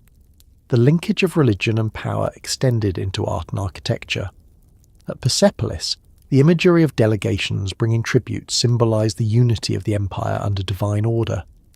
The winged disc hovering above the king connected him to the heavens, while the orderly procession of subject peoples embodied the harmony of Asher. The very layout of the palaces, with their grand halls and monumental staircases, evoked the scale of the cosmos, situating the king at its centre. These visual messages reinforced what inscriptions declared. The empire was not merely political but cosmic, an earthly reflection of a greater truth. The impact of Zoroastrianism on Persian governance also influenced later traditions. Concepts of divine kingship, The struggle between good and evil and the moral responsibility of rulers spread beyond Persia, shaping Jewish, Greek, and eventually Roman thought. The idea of a cosmic dualism, of history as a struggle between truth and falsehood, left echoes in later religious traditions. The Persian worldview, born on the Iranian plateau and shaped by Zoroastrian teaching, became part of the wider intellectual heritage of the ancient world. In the reigns of Darius and his successors, religion and power worked hand in hand. Rebellions were cast not only as threats to order, but as acts of falsehood. Victories were attributed to the favour of Ahura Mazda. Monuments proclaim the king's piety alongside his authority. The machinery of empire, with its satraps, tribute and roads, operated within this framework, its mundane operations given deeper meaning by the conviction that the king ruled in harmony with cosmic truth. Yet this worldview was not immune to challenge. As the Persians encountered the Greeks, whose political culture emphasized civic freedom and human-centered values, contrasts emerged. Greek authors often portrayed Persian kings as despots, their claims to divine sanction as tyranny disguised in piety. The clash between Persia and Greece was not only military but ideological, contrasting Persian cosmic monarchy with Greek civic autonomy. Though the Greeks often misunderstood or misrepresented Persian religion, their accounts reveal how central it was to the empire's identity. Within Persia itself, the integration of religion and power ensured stability. By grounding authority in the divine, the Persians legitimized the obedience of their subjects. By tolerating diverse traditions, they minimized resistance. By proclaiming truth and denouncing lies, they turned political struggles into moral narratives. This combination allowed the empire to endure for centuries, shaping not only its own destiny, but the intellectual landscape of the ancient world. The Persian worldview was thus a fusion of the cosmic and the practical, of Zoroastrian teaching and imperial necessity. It framed kingship as a divine mandate, rebellion as moral failure, and diversity as part of a universal order. It gave meaning to conquest and structure to governance, binding the empire together not only with roads and armies, but with ideas. In this way, religion and power in Persia were inseparable, each sustaining the other, and together creating a vision of empire that remains one of history's most enduring legacies. The reign of Darius had given the Persian Empire its durable shape, its satrapies, its roads, its tribute, and its vision of kingship rooted in truth and divine sanction. Yet even as the empire flourished within, its expansion westward brought it into collision with a region whose political and cultural traditions differed sharply from its own. The Greek world, fragmented into city-states along the Aegean, lacked the scale and centralization of Persia, but it possessed a spirit of independence that clashed with the demands of empire. The Persian Wars, a series of conflicts stretching from the end of the 6th century into the middle of the 5th, were not merely contests of arms, but encounters of two distinct worlds, the universal monarchy of Persia and the civic autonomy of Greece. From the plains of Marathon to the waters of Salamis, these wars would shape the memory of both peoples and leave legacies that endured far beyond the battles themselves. The conflict had its roots in the Ionian Revolt. Along the coast of Asia Minor, Greek cities such as Miletus, Ephesus and Smyrna had long existed, trading with and sometimes clashing with their neighbours. When Cyrus expanded Persian rule into Lydia and Ionia, these cities came under the authority of Persian satraps. While allowed a degree of self-governance, they bristled at the control of local tyrants appointed by Persia and at the tribute demanded by the empire. In 499 BCE, Aristagoras of Miletus sparked an uprising, persuading other Ionian cities to join in rebellion. Seeking aid, the Ionians appealed to mainland Greece. Athens and Eretria, small but ambitious, sent ships to support them. Together, the rebels even attacked and burned Sardis, a satrapal capital, though their success was short-lived. Darius responded with determination. The revolt dragged on for several years, but by 494 BCE it was crushed, culminating in the destruction of Miletus. For Darius, the intervention of Athens and Eretria was an affront that demanded retribution. He's said to have commanded a servant to remind him daily, "Master, remember the Athenians." The stage was set for direct conflict between Persia and mainland Greece. The first Persian expedition, in 492 BCE, was led by Mardonius, Darius's son-in-law. He reasserted control over Thrace and forced Macedonia into Persian allegiance, but storms wrecked his fleet, halting the campaign. 2 years later, in 490 BCE, Darius launched a second, more focused invasion aimed at punishing Athens and Eretria. A fleet sailed across the Aegean, subduing islands along the way. Eretria was captured, its temples burned, and its inhabitants deported, a deliberate act of vengeance. The Persians then landed at Marathon, a plain northeast of Athens, where they faced the Athenian army. The Battle of Marathon became one of the most celebrated moments in Greek history. The Athenians, joined by a small contingent from Plataea, faced a larger Persian force. Under the leadership of Miltiades, the Greeks adopted an unorthodox tactic, thinning their centre and strengthening their wings. When the battle was joined, the Greek hoplites charged, their heavy armour and discipline overwhelming the lighter Persian infantry. The wings enveloped the Persians, and the invaders were driven back to their ships. Marathon was a decisive victory for Athens, a demonstration that the Persian army, though vast, was not invincible. For the Greeks, it was proof of the strength of free citizens defending their land. For the Persians, it was a setback, but not the end of their ambitions. Darius prepared for a larger invasion, but internal revolts delayed his plans. In 486 BCE he died, and the task passed to his son Xerxes. The new king inherited both the machinery of empire and his father's determination to subdue Greece. Xerxes spent years preparing for the campaign, assembling one of the largest armies the ancient world had seen. Herodotus describes forces drawn from every province of the empire: Persians, Medes, Babylonians, Egyptians, Indians, Scythians, all marching under the banners of the great king. Though numbers given by Greek sources are exaggerated, modern estimates still place the army in the hundreds of thousands. To support it, Xerxes ordered monumental engineering works. At the Hellespont, pontoon bridges were built to carry the army from Asia into Europe. When storms destroyed them, Xerxes famously punished the waters, having the sea scourged and shackled before rebuilding the bridges. Canals were cut through Mount Athos to allow ships safe passage. These feats of engineering reflected the logistical might of the Persian state and the determination of its king. In 480 BCE, Xerxes led his army into Greece. The sheer scale of the invasion prompted a rare unity among the Greek city-states. Normally divided and often at odds, Athens and Sparta now allied, joined by others under the banner of defending their homeland. The first test came at Thermopylae, a narrow pass where a small Greek force, including the legendary 300 Spartans under Leonidas, sought to hold back the Persian advance. For days the Greeks resisted, using the terrain to neutralize Persian numbers. But betrayal revealed a hidden path, allowing the Persians to outflank them. Leonidas and his men fought to the death, becoming martyrs in Greek memory.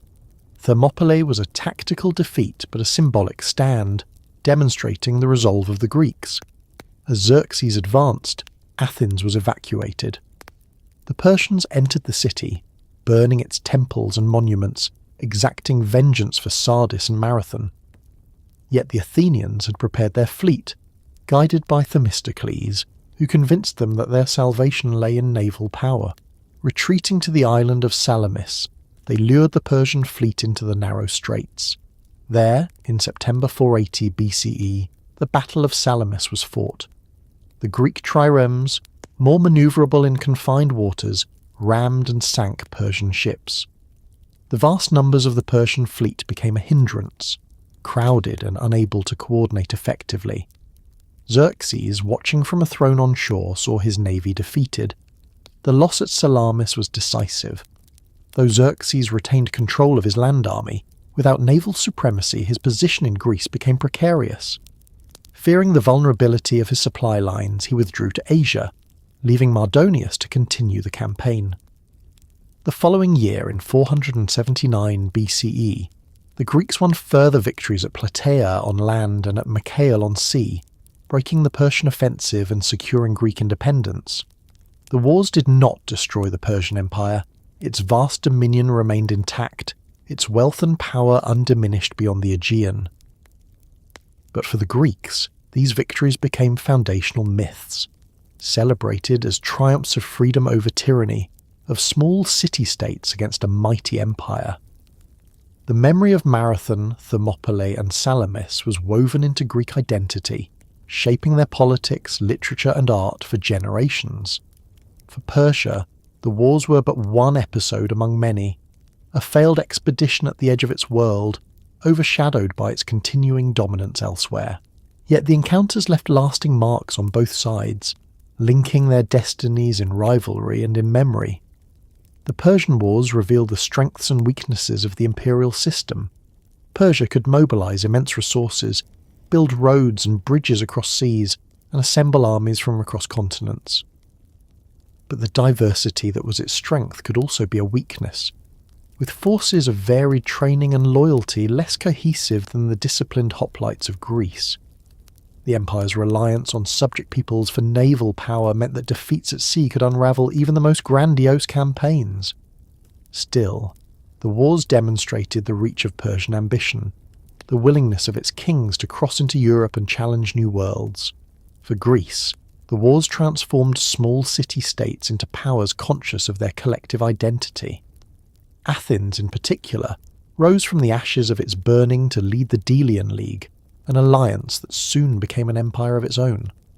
Sparta claimed glory for Thermopylae and Plataea, asserting its leadership in Greek affairs.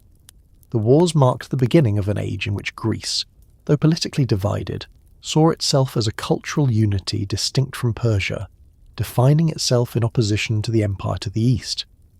In the grand perspective of Persian history, Marathon to Salamis was not the end but a chapter, a moment when expansion westward was checked, but the empire itself endured. The structures built by Darius, the satraps, the roads, the tribute, continued to function. Xerxes returned to his palaces at Susa and Persepolis, his court rituals and ceremonies undisturbed, his subjects still loyal. But the wars had opened a new frontier of rivalry, one that would echo through the following century until Alexander of Macedon carried the conflict back into the heart of Persia itself. The failure of Xerxes' great expedition against Greece did not mark the collapse of the Persian Empire, nor did it end its dominance across the ancient Near East, but it revealed the limits of its reach and the difficulties inherent in projecting power across seas and into regions whose political and cultural traditions were resistant to universal monarchy. Xerxes returned from Salamis with an empire still immense, stretching from the Indus to the Nile, yet his ambitions to extend Persian authority into Europe had been frustrated. The experience of those campaigns reshaped the way his reign unfolded, illustrating both the resilience of the imperial system and the boundaries it encountered when confronting lands beyond the familiar patterns of conquest and integration. In the aftermath of Salamis, Xerxes entrusted the continuation of the campaign to his general and relative Mardonius, who remained in Greece with a substantial army. Mardonius attempted to restore momentum, occupying central Greece and courting alliances among the city-states. He sought to exploit divisions between Athens and Sparta, appealing to Greek rivalries that had so often undermined unity. Yet the destruction of the Persian fleet meant supply lines were insecure, and the memory of Salamis emboldened the Greeks. In 479 BCE at Plataea, Mardonius faced a coalition of Greek forces under Spartan leadership. The battle was fierce, but the discipline of the Greek hoplites and the determination of their alliance won the day. Mardonius fell in combat and the Persian army retreated. On the same day, at Mycale on the coast of Asia Minor, the Greek fleet defeated Persian forces again, striking at the empire's naval presence. These twin defeats confirmed that Xerxes' ambition to bring Greece into the imperial fold had reached its limit. Back in Persia, Xerxes had already shifted his attention away from Greece. The empire demanded the king's presence, for rebellions and disturbances required constant vigilance. Babylon, which had long resisted Persian rule with periodic uprisings, once again rebelled during his reign. Xerxes responded harshly, reportedly desecrating temples and reducing the city's autonomy. While Cyrus and Darius had cultivated Babylonian religious traditions, Xerxes' suppression signalled a harder stance, reflecting both the strain of recent military failures and the need to assert authority unequivocally. Egypt too experienced unrest, a perennial challenge for Persian kings, and required military expeditions to restore order. These episodes demonstrated that the empire, though vast and sophisticated, was never free from tension at its core. Xerxes devoted much of his energy to monumental construction, a visible assertion of power and continuity in the wake of military setbacks. At Persepolis, Susa, and other capitals, he expanded the palatial complexes begun by his father, adorning them with new halls, reliefs, and inscriptions. The Gate of All Nations, attributed to Xerxes, symbolized the empire's diversity, welcoming delegations from across its territories. The inscriptions he left continued to emphasize his devotion to Ahura Mazda and his role as guardian of truth, echoing the ideological framework established by Darius. Through architecture and ritual, Xerxes reaffirmed the cosmic legitimacy of his rule, even as military expansion reached its practical limits. The contrast between the grandeur of his palaces and the frustrations of his campaigns illustrates a broader truth about his reign. The Persian Empire remained formidable, its internal structures functioning, its wealth undiminished, but its capacity to expand into regions such as Greece was constrained. The satrapal system worked effectively in the lands of the Near East, where traditions of kingship and empire had long histories, but in Greece, where civic independence was deeply rooted, the Persian model encountered resistance that could not be easily overcome. The naval defeats at Salamis and Mycale highlighted the vulnerability of an empire reliant on subject peoples for maritime power. Unlike its land armies, which could draw on the loyalty of Persian and Median elites, the fleet depended heavily on contingents from Phoenicia, Cyprus, and Ionia, whose devotion to Persian aims could waver. Xerxes' ambition thus collided with structural limits. Geography, culture, and logistics combined to check imperial expansion. Crossing seas required vast resources and coordination beyond even what Persia's administration could consistently deliver. Integrating fiercely independent city-states into a system of satraps and tribute proved nearly impossible without undermining the very structures that made them distinctive. The wars revealed that Persia's greatest strength, the diversity of its empire, could also be a weakness when its subject peoples faced enemies with whom they shared cultural or geographic ties. Within Persia itself, Xerxes maintained the rituals of kingship with splendor. The New Year festival at Persepolis continued to bring delegations from across the empire, each bearing gifts that symbolized loyalty and subordination.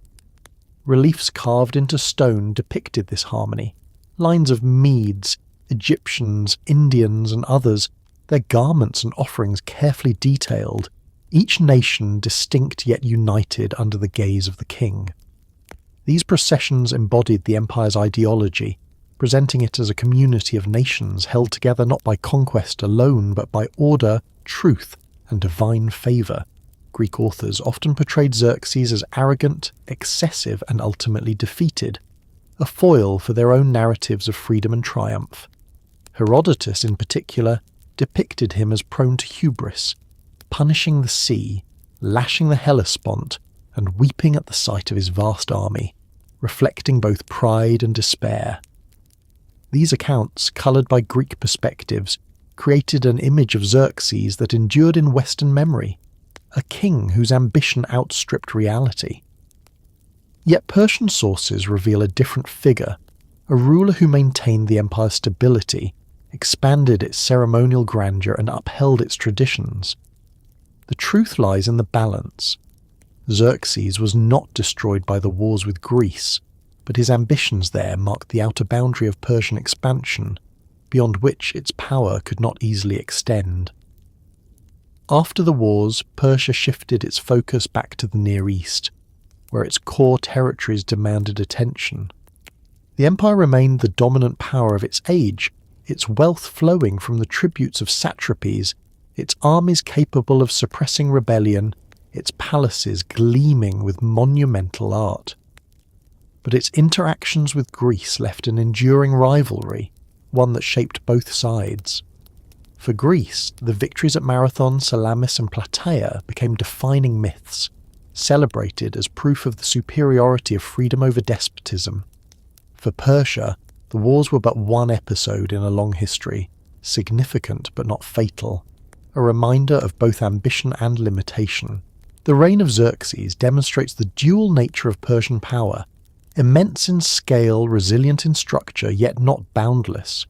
His ambition to extend the empire into Europe tested the limits of logistics, geography, and cultural integration. His return to monumental building and internal stability reflected the enduring strength of the empire within its natural sphere. The limits of expansion did not diminish Persia's greatness, but clarified its boundaries, defining the contours of an empire that would endure for generations. The Persian world remained vast, wealthy, and powerful, but Greece lay beyond its grasp, a frontier that symbolized the point at which ambition met resistance, and where the idea of empire encountered the resilience of local identity. When Xerxes returned from his campaign in Greece, the Persian Empire remained unbroken and powerful, yet the ambitions that had driven its armies westward gave way to a renewed focus on the heartlands of Persia itself. The vast system of satraps, the royal road, and the machinery of tribute all kept the empire functioning. But the expression of imperial greatness found its most enduring form not in distant conquests, but in the monumental centres that rose from the rocky plateaus of Iran. Among these, Persepolis became the crowning symbol of Achaemenid vision, a place where architecture, art and ceremony merged into a physical representation of empire. Built first by Darius and expanded by Xerxes and their successors, Persepolis embodied the splendour of Persian rule, a capital not for daily governance but for ritual, procession and display. Persepolis rose on a terrace carved from the side of the mountain, its stone platform elevated above the surrounding plain. The very act of raising the city on such foundations gave it an aura of separation, a space between earth and sky, a stage on which the empire could present itself to both its subjects and the divine. The staircase leading to the terrace was broad and shallow, designed not for speed but for ceremony, allowing delegations to ascend in stately procession. Reliefs carved along its sides depicted these processions in careful detail. Delegations from across the empire bringing tribute, their costumes, animals and gifts, each distinct, yet arranged in orderly rows that reflected harmony under Persian authority. This imagery was not random decoration, but ideology carved in stone, a vision of empire as a community of nations united under the king. The architectural plan of Persepolis reflected both Persian innovation and the influence of earlier traditions. The hypostyle halls, filled with towering columns, echoed Egyptian and Mesopotamian models, yet their scale and execution were uniquely Persian. The Apadania, the Great Audience Hall, stood as the centrepiece of Darius's vision. Its massive columns, some over 20 metres high, supported a roof that covered a space large enough to host thousands. Reliefs on its staircases displayed the king enthroned, flanked by nobles and guards, receiving tribute from the nations. This hall was not merely a space for reception, but a symbolic microcosm of the empire, a place where the king's authority was visually reaffirmed in the presence of his subjects. Persepolis was adorned with symbols that reinforced the ideological foundations of the empire. The winged disc, associated with Ahura Mazda, appeared above the king, linking royal authority to divine sanction, Lions attacking bulls carved on stairways and gateways symbolized eternal struggles, often interpreted as the triumph of order over chaos or the renewal of seasons. Guards, known as immortals, were carved in endless rows, their faces calm, their postures disciplined, presenting an image of stability and permanence. Every element of the art and architecture served to remind visitors that they stood within the centre of a cosmic order, overseen by the king as guardian of truth. The Gate of All Nations, built by Xerxes, welcomed visitors to this ceremonial city.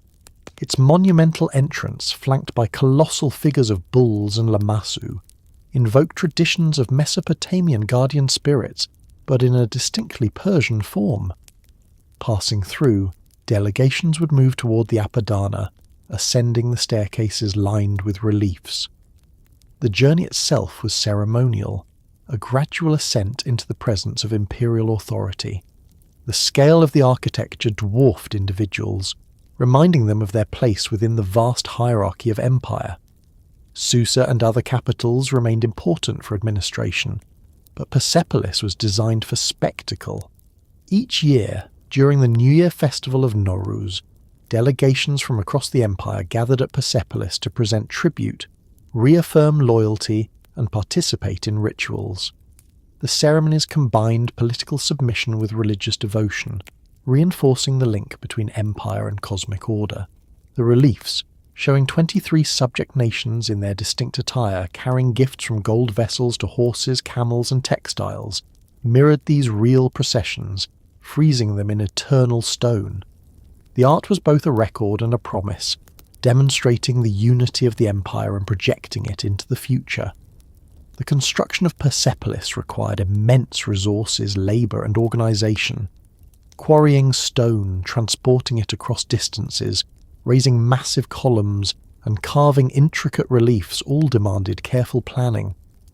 Inscriptions left at the site record that workers came from many parts of the empire. Craftsmen from Egypt, Babylonia, and Anatolia contributing their skills. Rations were distributed in standardized measures, showing the bureaucratic precision of the empire. Persepolis was thus not only a symbol of empire, but a product of its functioning systems, a monument created by the collaboration of its many peoples. The artistic style of Persepolis reflected Persian ideals of order, discipline, and harmony.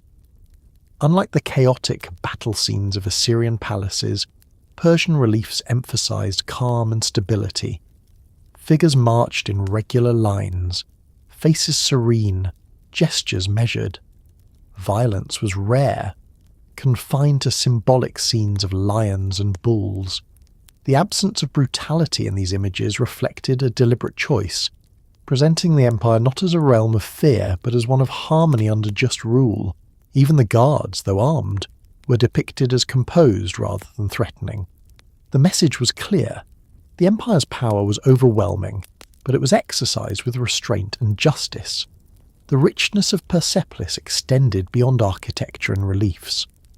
Archaeological discoveries have revealed treasures of gold, silver, and precious objects stored within its halls, tributes from across the empire.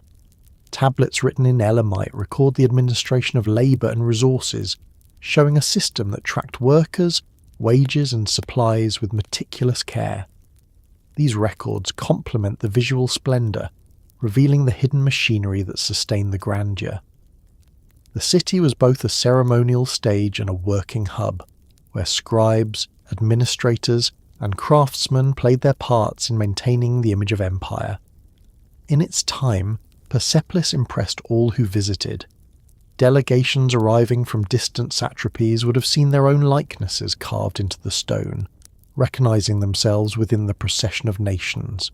This inclusion reinforced loyalty, for it acknowledged each people as part of the imperial whole. At the same time, the scale and magnificence of the architecture reminded them of the supremacy of Persian kingship. The experience of entering Persepolis was thus both humbling and affirming, a ritual that bound subjects to the centre, not only by tribute but by shared identity within the empire's order. The splendour of Persepolis did not exist in isolation. but was part of a broader cultural expression of Persian power. In Susa, Ekbatana, and Pasargadi, palaces and monuments displayed similar themes, though none matched Persepolis in scale.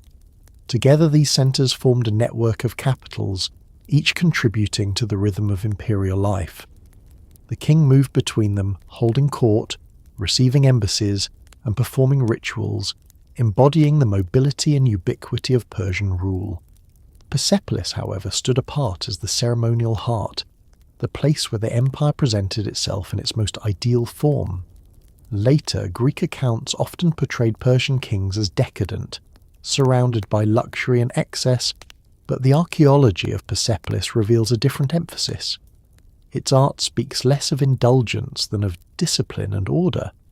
The treasures found there were not merely hoarded wealth, but the tangible evidence of a functioning tribute system, symbols of unity and prosperity. The careful administration recorded on clay tablets reflects not extravagance but efficiency. The grandeur of Persepolis was not a mask for weakness, but an expression of strength, the embodiment of an empire that could marshal resources from across 3 continents. The splendour of Persepolis endured for over a century, until its destruction by Alexander of Macedon in 330 BCE.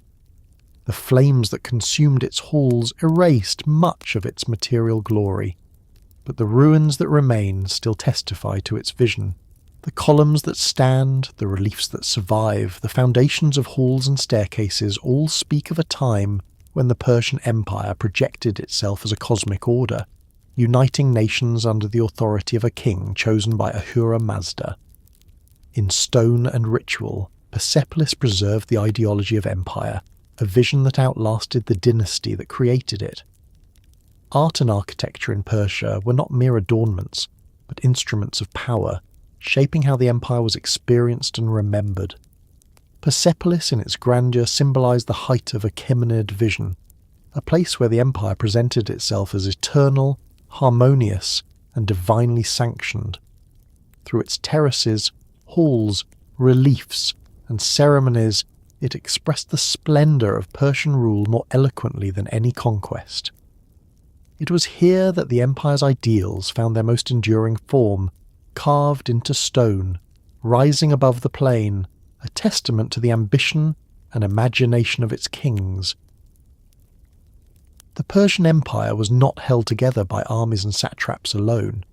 Behind the palaces, beyond the reliefs carved into stone, lay a world of courtiers, nobles, and royal households whose daily life, ambitions, and rivalries sustained and sometimes threatened the order of the empire. The court was the beating heart of Persian rule, a place where politics intertwined with ceremony, where alliances were forged in banquets, and where intrigue whispered through the corridors of palaces.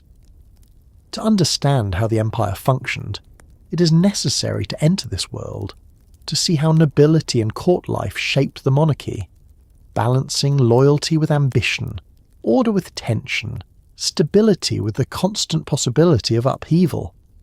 The Persian court was a world of elaborate ritual. Every detail of interaction with the king was carefully structured to reinforce hierarchy and authority. Approaching the monarch required proskinesis, an act of deep respect that often involved bowing or prostration, though Greek sources exaggerated this as humiliation. For Persians, the ritual was not mere flattery, but acknowledgement of the king as the earthly guardian of divine order. The throne itself was elevated, and courtiers addressed the king in formalized language that reminded all present of the distance between ruler and subject. This ceremonial life was not superficial but central, ensuring that the vast empire was represented in miniature within the court, its hierarchies displayed in seating arrangements, audiences, and processions. Within this order, the nobility played a crucial role. Drawn from powerful Persian and Median families, the nobility served as commanders, governors, advisors, and companions of the king. Their loyalty was indispensable, for they commanded troops, oversaw satrapies, and managed the daily machinery of the empire. In exchange, they enjoyed privileges of rank, wealth, and proximity to power. They dined at the king's table, hunted alongside him, and shared in the spoils of empire. Yet their closeness also gave them influence, and their ambitions could shape or even destabilize the course of rule. The court was thus both a place of unity and of competition, where alliances and rivalries among nobles determined the fate of policies and even kings. Banquets were central to court life, combining luxury with politics. The Persian kings were famous for their hospitality, their tables laden with delicacies from across the empire, wines from Anatolia, spices from India, fruits from Bactria, meats prepared with elaborate care. Guests reclined on couches, entertained by musicians, while the order of seating reflected the hierarchy of favour.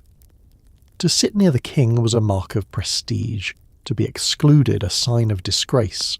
Banquets were moments of display, where the wealth of the empire was paraded in abundance, but they were also arenas of intrigue, where conversations, glances and gestures could shift alliances. Within the apparent conviviality, much of the empire's politics played out. The royal household itself was vast, a complex institution that included wives, concubines, eunuchs, guards, and administrators.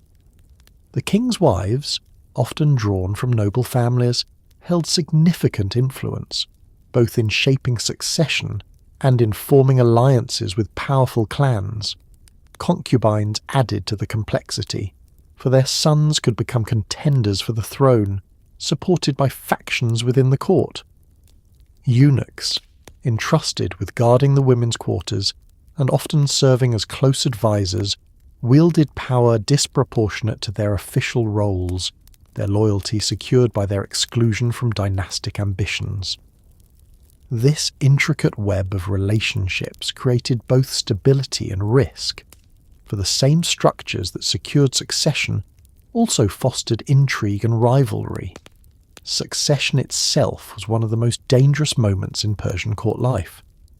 Though the throne was hereditary, disputes among sons, brothers and noble factions often erupted into conflict.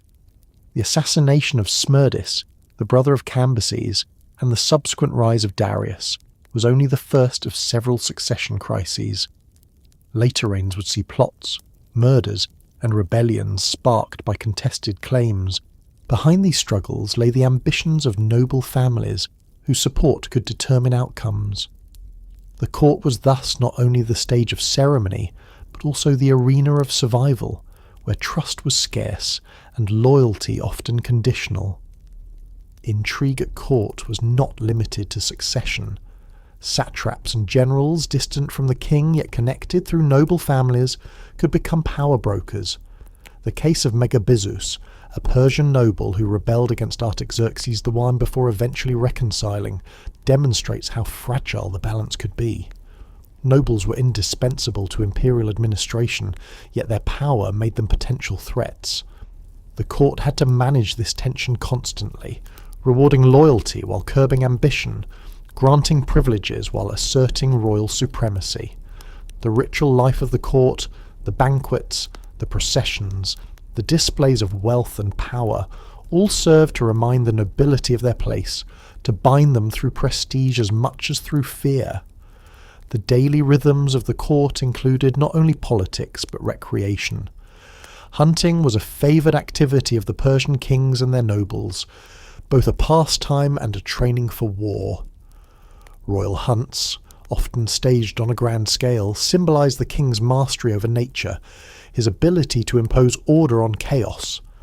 Lions, boars and other fierce animals were hunted in organised drives, the king delivering the final blow as nobles looked on.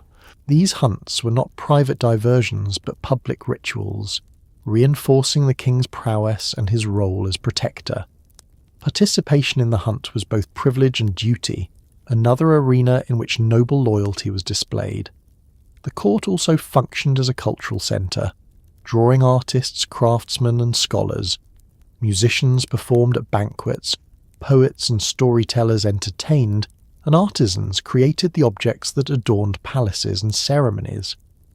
The nobility, in their pursuit of prestige, became patrons of these arts, commissioning works that reflected their wealth and status. The result was a vibrant cultural life in which Persian ideals of harmony, discipline and splendour were expressed not only in monumental architecture, but in the finer details of daily luxury. Jewellery, textiles, and ornate vessels testified to the artistry sustained by noble patronage and imperial wealth. Yet beneath the grandeur, the court was never free of danger. Assassinations were not unknown, and poison, conspiracy and betrayal lurked in the shadows of palaces. Greek authors, fascinated by tales of oriental intrigue, often exaggerated these dangers, weaving stories of scheming queens and ambitious eunuchs. While these accounts are coloured by bias, they reflect a reality that the Persian court, like all centres of absolute power, was a place where proximity to the throne brought both privilege and peril. To rise too high invited envy, to fall from favour could mean ruin or death. Survival required skill, loyalty, and sometimes ruthless calculation. For all its intrigues, the Persian court succeeded in sustaining an empire that spanned centuries. The nobility, with their privileges and rivalries, were woven into the fabric of governance, indispensable to the functioning of satrapies, armies, and rituals. The court's rituals, far from empty ceremony, maintained the balance of this vast hierarchy, giving structure and meaning to loyalty. Banquets, hunts, and processions bound nobles to the king, while the architecture of palaces reminded them of the scale of empire and the permanence of royal authority. The life of Persian nobles was thus a blend of luxury and duty, privilege and danger, honour and intrigue. They dined at golden tables, adorned themselves with the wealth of 3 continents, and shared in the grandeur of Persepolis and Susa. Yet they also lived in constant awareness of the precariousness of power. Their loyalty sustained the empire, their ambitions tested it, and their lives, woven into the daily fabric of court ritual, gave human shape to the machinery of Persian rule. In this world of ceremony and politics, the Persian Empire revealed another dimension of its greatness. Beyond armies and conquests, beyond roads and tribute, it was sustained by a courtly culture that managed to hold together a diverse nobility under a single throne. The splendour of Persepolis was not only in its architecture, but in the living pageantry of nobles, courtiers and kings who enacted the empire's vision day by day, weaving unity from ritual, power from ceremony, and continuity from the precarious balance of intrigue. The Persian Empire reached its greatest expanse under Darius and Xerxes, but empires are never static, and the same vastness that once signified power eventually bred strain.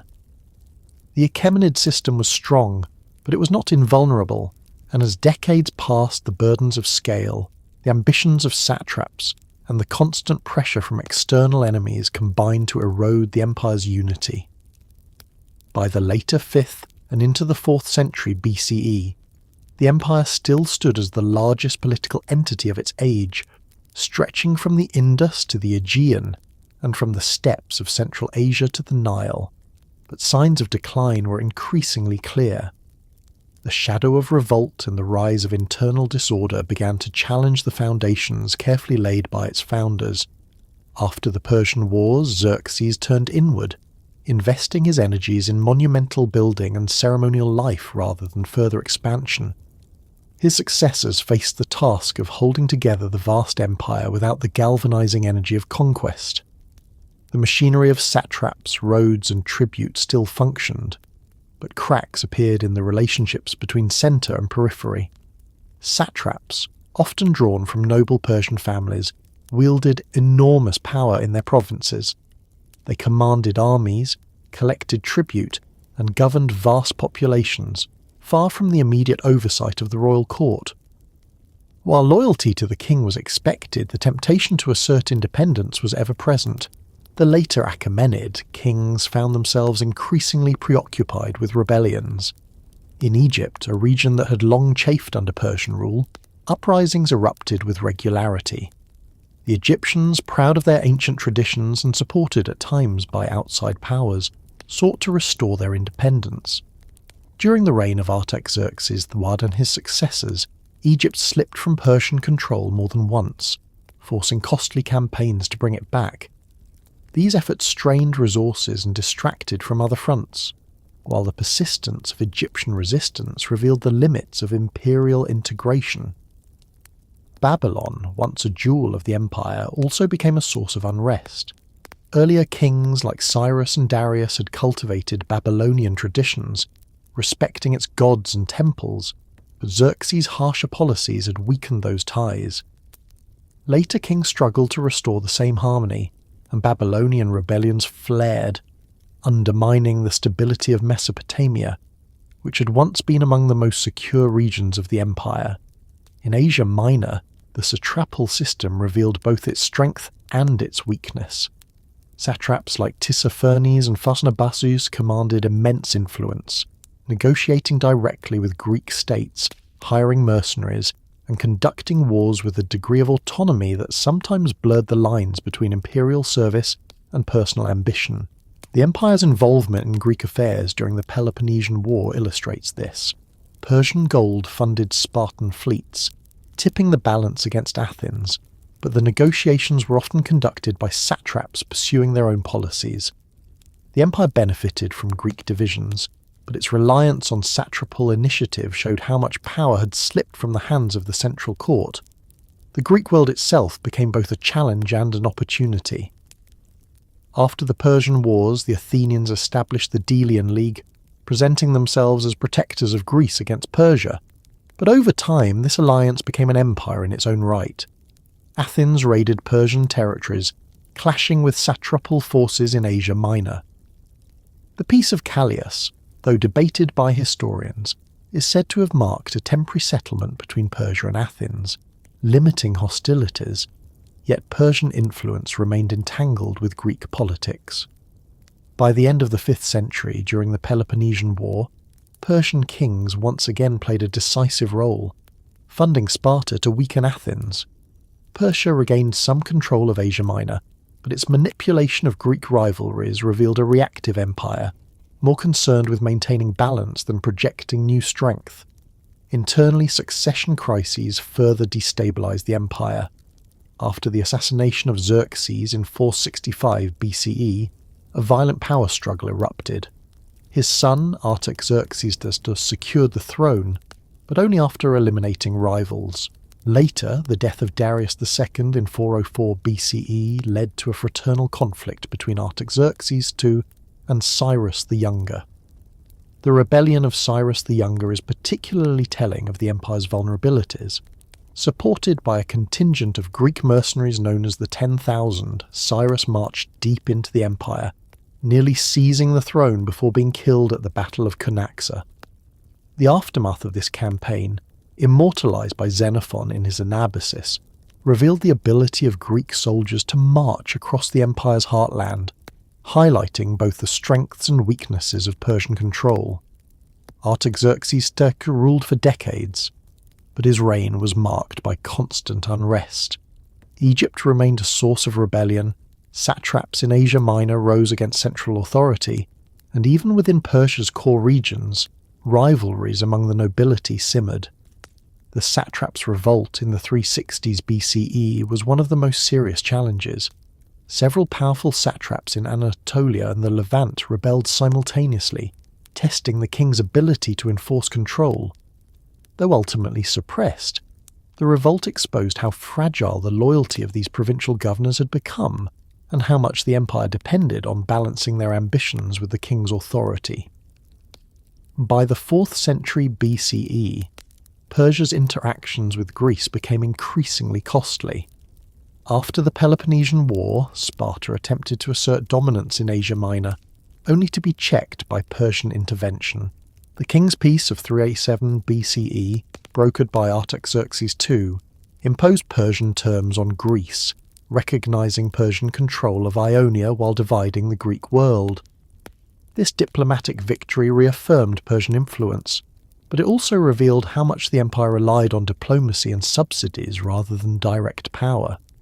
Persia could shape Greek politics with gold, but its ability to dominate militarily was less certain than in earlier generations. Meanwhile, unrest at the edges of the empire persisted. In Egypt, native dynasties reasserted themselves, maintaining independence for decades until Artaxerxes III finally reconquered the region in the 340s BCE. Yet even this success was temporary, for the conquest required enormous effort, and the loyalty of Egypt was never secure. In the east, the empire faced pressures from nomadic groups along the Central Asian frontiers, where maintaining garrisons and securing borders drained resources. The sheer scale of the empire, once its greatest strength, had become a constant burden, demanding endless campaigns to suppress revolts and secure distant lands. At the same time, the Persian court itself remained a centre of intrigue. Successions continued to breed rivalries, assassinations and conspiracies, eroding the image of stability. The later kings lacked the authority and charisma of Cyrus or Darius, and though they maintained the rituals of kingship, the reality of imperial power was increasingly diffuse. Satraps and generals often acted with independence. Noble families pursued their own interests, and the cohesion of the empire weakened. Despite these challenges, the Achaemenid Empire did not collapse overnight. Its wealth, infrastructure, and administrative systems continued to function, sustaining its vast dominion. Tribute flowed, roads carried messages, and armies could still be raised in great numbers. Yet the balance between central authority and provincial autonomy had shifted, leaving the empire vulnerable to external threats. The shadow of revolt hung over its provinces, the strain of succession crises weakened its unity, and the entanglements with Greece exposed its limits. The decline of Achaemenid power was gradual, marked not by a single disaster but by an accumulation of challenges. Each rebellion, each satrapal revolt, each contested succession chipped away at the authority of the throne. The empire remained formidable, but the cohesion that had once allowed Cyrus and Darius to project power across continents was eroding. In this atmosphere of tension and instability, the stage was set for new challenges from beyond its borders, challenges that would soon come in the form of Macedon and the rise of Alexander. By the middle of the 4th century BCE, the Persian Empire was still the greatest political power of its age, its lands stretching across 3 continents, its cities filled with wealth, and its army still formidable in size. Yet beneath the surface the cracks had widened. The revolts in Egypt, the challenges from ambitious satraps, and the intrigues of the royal court had eroded its unity. At the same time, a new power was rising on its western frontier. In Macedon, a kingdom long considered peripheral to the Greek world, Philip II had forged a disciplined army and a unified state. His assassination in 336 BCE placed his son, Alexander, on the throne, a young king whose ambition and charisma would change the course of history. The collision between Persia and Macedon was not inevitable, but when it came, it revealed the fragility of the Achaemenid structure and brought about the fall of the empire that had once seemed eternal. The reign of Darius III began at a moment of weakness. Ascending the throne in 336 BCE, he inherited an empire beset by unrest.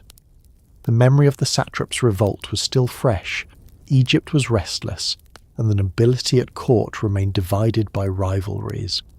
Darius was capable, but he lacked the authority of earlier kings, and his position was vulnerable from the start. It was in this context that Alexander, newly crowned in Macedon, turned his attention east. He presented himself not merely as a conqueror, but as the avenger of earlier Greek struggles against Persia. The wars of Xerxes and the memory of Marathon, Salamis and Plataeus were still celebrated in Greece, and Alexander's campaign was framed as both revenge and liberation. In 334 BCE, Alexander crossed the Hellespont into Asia Minor, beginning the campaign that would dismantle the Persian Empire.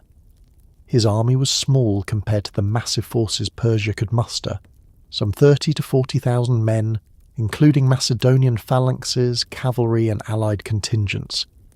Yet it was disciplined, experienced, and led with extraordinary energy. At the Battle of the Granicus River, Alexander won his first victory against the satrapal forces of Asia Minor. The Persian commanders fell, and the Greek cities of the coast began to open their gates to him. This was not only a military triumph, but a propaganda victory, for Alexander presented himself as liberator to the Ionian Greeks long under Persian control. From there, Alexander advanced along the coast, defeating Persian fleets not at sea, but by capturing their bases on land. Halicarnassus fell after resistance, and within a year Asia Minor was largely under his control.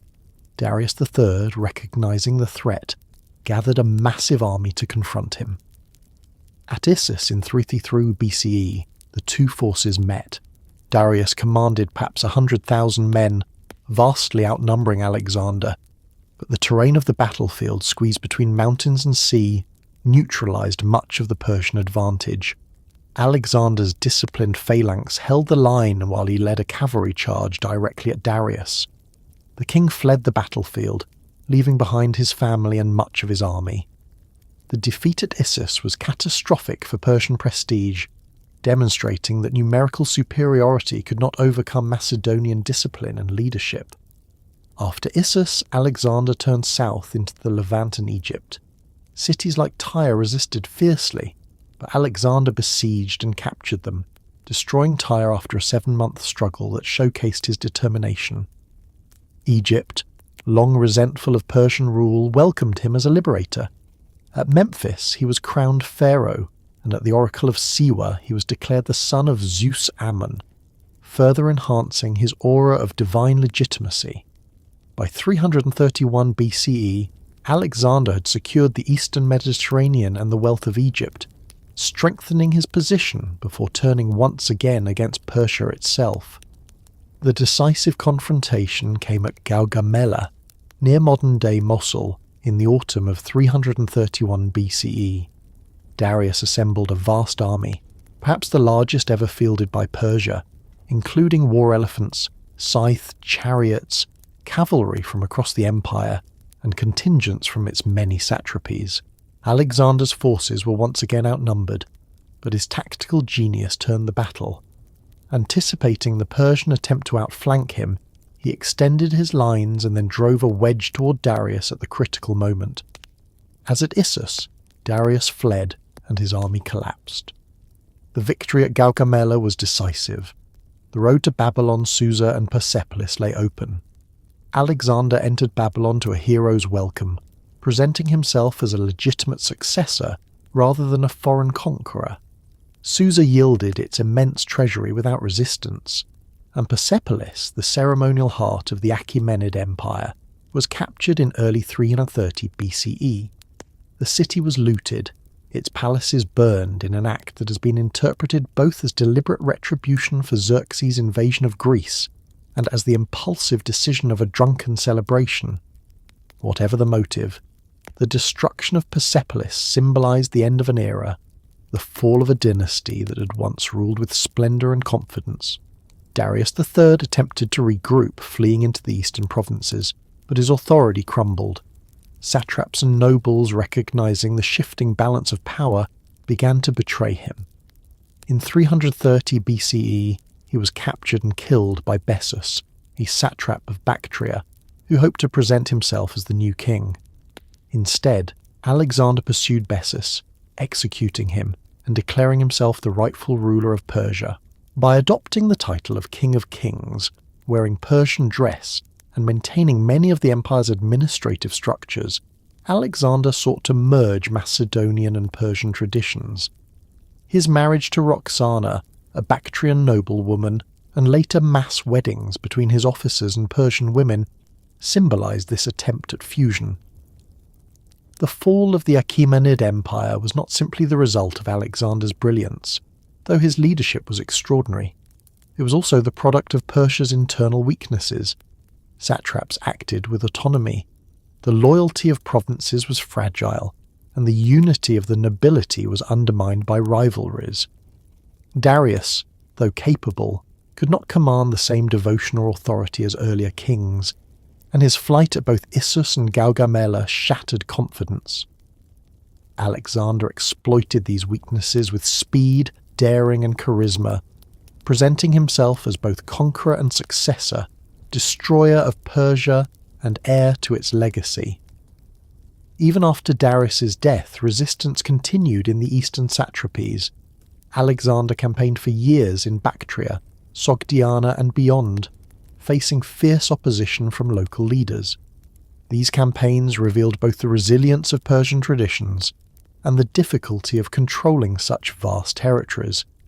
Yet by incorporating Persian elites into his administration, respecting their customs and adopting elements of their courtly life, Alexander ensured that his conquest was not merely destruction, but transformation.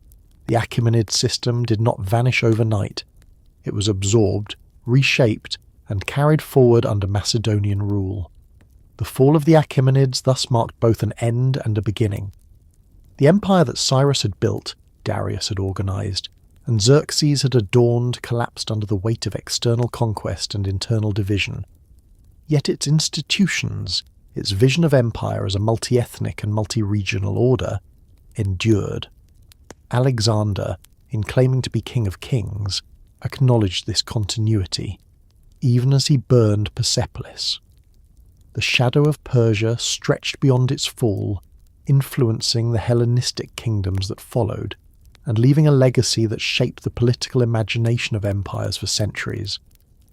In the ruins of Persepolis, in the treasuries of Susa and Babylon, in the rituals of kingship that Alexander adopted, the Persian Empire lived on even as its dynasty perished. The fall of the Achaemenids was not the annihilation of Persia, but its transformation, as the torch of empire passed from one dynasty to another, carrying forward both its splendour and its lessons into a new age of conquest and fusion. When Alexander the Great died in 323 BCE, barely in his early 30s, he left behind an empire that stretched farther than even the Achaemenids had once ruled. From Greece to the Indus, from the deserts of Egypt to the mountains of Central Asia, his conquest had brought together lands and peoples under one crown. Yet there was no clear successor. His son was unborn, his generals ambitious, and his vision of a fused Macedonian and Persian aristocracy untested by time. In the struggle that followed, Alexander's empire fractured, divided among the men who had once served him. For Persia, this meant a new chapter, neither purely Macedonian nor purely Persian, but a fusion shaped by Hellenistic rulers who tried to govern through a balance of Greek innovation and Persian tradition. This was the Seleucid interlude, a period when Persia was transformed by the spread of Greek culture, while still retaining its own deep roots. The division of Alexander's empire was violent and uncertain. His generals, known as the Diadochi, fought for supremacy, each carving out domains. In the east, Seleucus I Nicator emerged as the dominant figure. Once a general under Alexander, Seleucus claimed Babylon in 321 BCE and gradually expanded his authority across much of the former Persian heartland. Through war and diplomacy, he established the Seleucid Empire, stretching from Asia Minor to the Indus Valley at its height. For Persia, this meant rule not by its native kings, but by a dynasty that sought to blend Macedonian military structures with Persian systems of governance. Seleucus and his successors adopted many of the administrative tools left behind by the Achaemenids. Satrapies continued as the basic units of governance, local elites were co-opted into service, and tribute systems were maintained. Yet alongside this continuity came new elements. Greek became the language of administration and culture in many cities, replacing or standing beside Aramaic and Old Persian. New urban foundations spread across the landscape, from Seleucia on the Tigris to Antioch in Syria, cities designed in the Greek style, with theatres, gymnasia, and agoras. These cities became centres of Hellenistic culture, introducing Greek art, philosophy, and political practices into lands that had long looked to Mesopotamia and Persepolis for their models. The transformation was not uniform. In the countryside and among traditional elites, Persian customs, languages, and religions persisted. Zoroastrianism, with its fire temples and priesthood, remained central to local life. Nobles continued to wield power in their regions, their loyalty secured through negotiation as much as through coercion. Yet in the cities, especially those founded or expanded by the Seleucids, Greek influence was unmistakable. Colonists from Macedonia and Greece settled in these urban centres, creating enclaves of Hellenic culture that existed alongside older traditions. The result was a cultural mosaic, where Persian and Greek forms interacted, sometimes in harmony, sometimes in tension. Economically, the Seleucid period saw both continuity and innovation. The great trade routes of the Achaemenids remained active, linking the Mediterranean to Central Asia and India. Persian silver and agricultural produce flowed westward, while Greek goods and Mediterranean ideas moved east. Seleucus encouraged the minting of coinage, spreading a monetary economy that facilitated trade. The introduction of standardized currency was one of the most enduring Hellenistic innovations, providing a medium of exchange that integrated markets across the empire. Yet the wealth of Persia also made it a contested prize. The Seleucids faced constant pressure from rivals, including the Ptolemies of Egypt and local challengers who sought to restore independence or carve out their own kingdoms. The Seleucid rulers also confronted the challenge of legitimacy. Unlike the Achaemenids, they lacked deep roots in Persian tradition. To strengthen their position, they often adopted elements of Persian kingship, presenting themselves as heirs to both Alexander and the great kings. Court ceremonies, royal titulature, and symbolic gestures evoked continuity, even as their cities projected Hellenic ideals. This dual identity, Greek in culture, Persian in administration, defined the Seleucid approach. It allowed them to rule a diverse empire, but it also exposed them to criticism from both Greeks, who saw them as too oriental, and Persians, who saw them as foreign. Religion reflected the same blending. Greek gods were worshipped in newly founded temples, yet Zoroastrianism endured, and local cults were respected. In many regions, syncretism developed, with Greek deities equated with local ones. Zeus was linked with Ahura Mazda, Apollo with Mithra, and Artemis with Anahita. These associations allowed populations to reconcile new influences with traditional beliefs, fostering coexistence rather than confrontation. The Seleucids thus managed religion not by imposition but by accommodation, echoing the pragmatic tolerance of earlier Persian kings, even while promoting Hellenistic culture. Despite these efforts, the Seleucid hold on Persia was never secure. Their empire was vast, stretching from Anatolia to the borders of India, and maintaining control over such distances proved as difficult for them as it had for the Achaemenids. Revolts flared in the east, and new powers began to emerge. The Parthians, a nomadic group from the northeastern frontier, gradually asserted themselves, challenging Seleucid authority in the region of Parthia. In the south, local rulers in Persis preserved a degree of autonomy, maintaining dynasties that looked back to the Achaemenid past. The Seleucid dynasty, though ambitious, could not fully integrate these diverse regions into a stable whole. The fragility of Seleucid control became evident in the constant wars with other Hellenistic states. The Ptolemies of Egypt contested Syria and Mesopotamia, leading to a series of Syrian wars that drained resources and attention. Each conflict left the eastern satrapies more neglected, giving space for local powers to grow. By the 2nd century BCE, the Seleucid Empire was increasingly fragmented, its Greek cities prosperous, but its rural heartlands restless. Yet the Seleucid interlude was transformative. Even as their political control weakened, the cultural imprint of Hellenism spread deeply into Persia. Greek became a language of learning and administration in many regions. The architecture of Seleucid cities introduced new forms, with colonnaded streets and theatres standing beside Persian temples.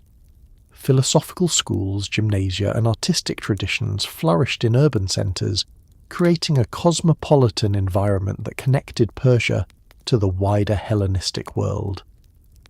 At the same time, Persian traditions adapted, absorbing and reshaping Greek influences. Zoroastrianism incorporated new imagery, Persian art adopted Hellenistic motifs, and local elites learned to navigate between two cultural spheres. The Seleucid period thus cannot be seen merely as a gap between Achaemenid and Parthian rule.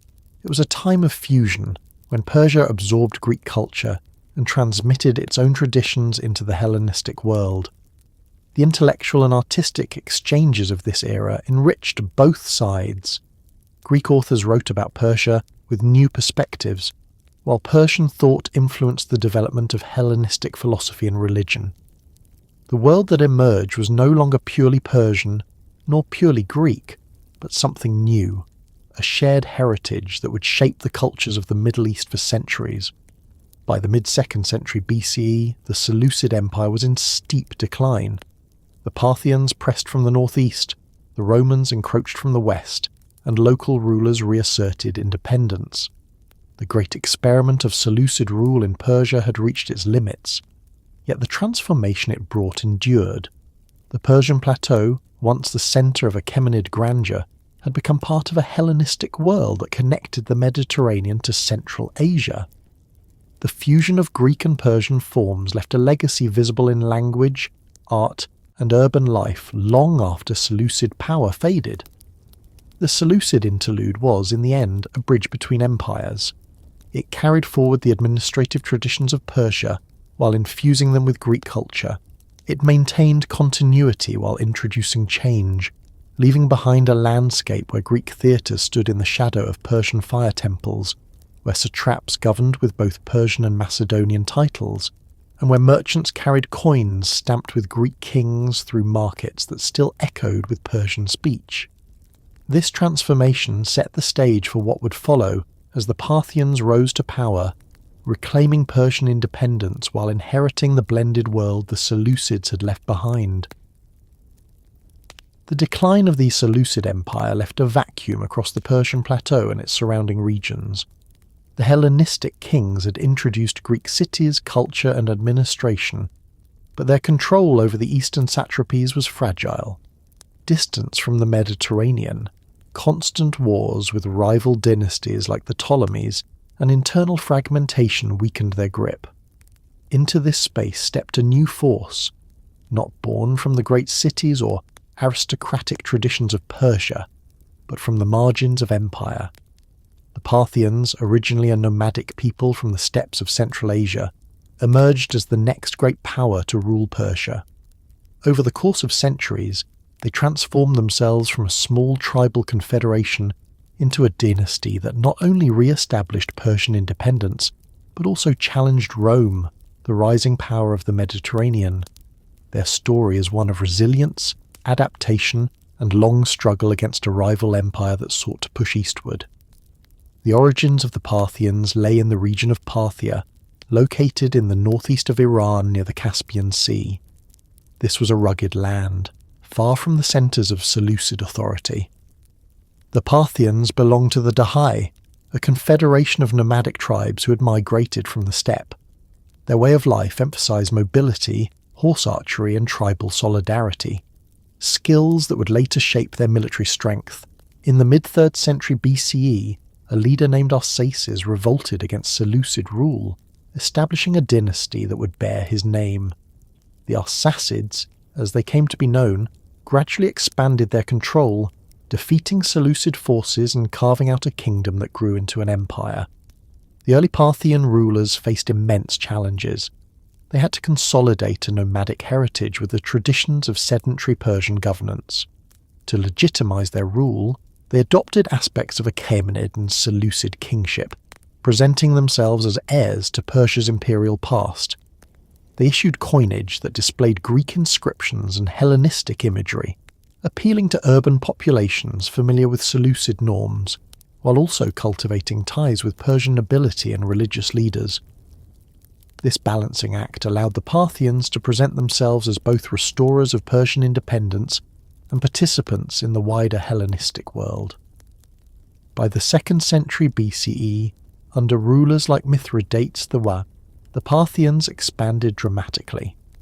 They captured Media, Babylonia, and eventually Seleucia, the great Hellenistic city on the Tigris that had served as a Seleucid capital. With the conquest of Mesopotamia, the Parthians gained control of one of the most fertile and wealthy regions of the ancient world. They also inherited the symbolic authority of ruling Babylon, long a centre of legitimacy for empires. By presenting themselves as kings of kings, the Parthians directly evoked Achaemenid traditions, establishing a dynasty that linked nomadic roots with imperial heritage. The expansion of Parthia brought it into contact with Rome. In the west, Rome had already defeated Carthage, subdued much of the Hellenistic world, and was extending its influence into Asia Minor. The two powers were bound to collide. The first major confrontation came in 53 BCE at the Battle of Carrhae. The Roman general Crassus, seeking glory and wealth, invaded Parthian territory with a large force. The Parthians, under the command of Serena, demonstrated the effectiveness of their military style. Using highly mobile cavalry, especially horse archers, they harassed the Roman legions, showering them with arrows while avoiding close combat. When the Romans attempted to advance, Parthian heavy cavalry, cataphracts clad in armour, delivered devastating charges. Crassus was killed and the Roman army was destroyed, one of the worst defeats in Rome's history. Carrhae established the Parthians as a formidable rival, capable of standing against Rome's legions. For centuries afterward, the struggle between Parthia and Rome defined the politics of the Near East. The frontier between the two empires lay in Mesopotamia and Armenia, shifting back and forth as wars erupted. Rome sought to expand eastward, while the Parthians defended their territory and influence. Armenia often became the battleground, its kings courted by both powers. The Romans, under generals like Mark Antony and later emperors such as Trajan, launched invasions into Parthian lands, but their successes were limited. The Parthians, for their part, lacked the resources to conquer Rome, but their defensive strategies and cavalry warfare ensured that they could resist. Parthian political structure differed sharply from both Achaemenid and Seleucid models. The Arsacid kings ruled through a feudal-like system, relying on powerful noble families who controlled large estates and commanded their own armies. This decentralized structure made the Parthian Empire flexible and resilient, able to survive even after defeats, but it also limited the power of the central king. Nobles could act independently, and succession disputes were frequent. The royal court was often a scene of intrigue, with rival claimants vying for support from noble clans. Yet this same structure made the Parthians difficult to conquer, for local power centres could persist even if the monarchy was weakened. Culturally, Parthia was a crossroads. Greek cities continued to flourish, especially Seleucia and later Ctesiphon, which became the Parthian capital.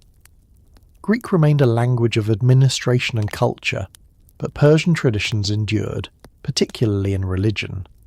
Zoroastrianism remained influential, though practiced in diverse forms, alongside local cults and Hellenistic syncretism.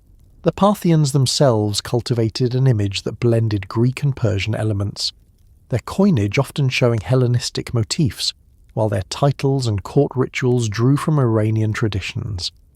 This cultural fusion reflected the diverse empire they ruled, stretching from Mesopotamia to the Iranian plateau and beyond. The struggle with Rome was not only military but also diplomatic.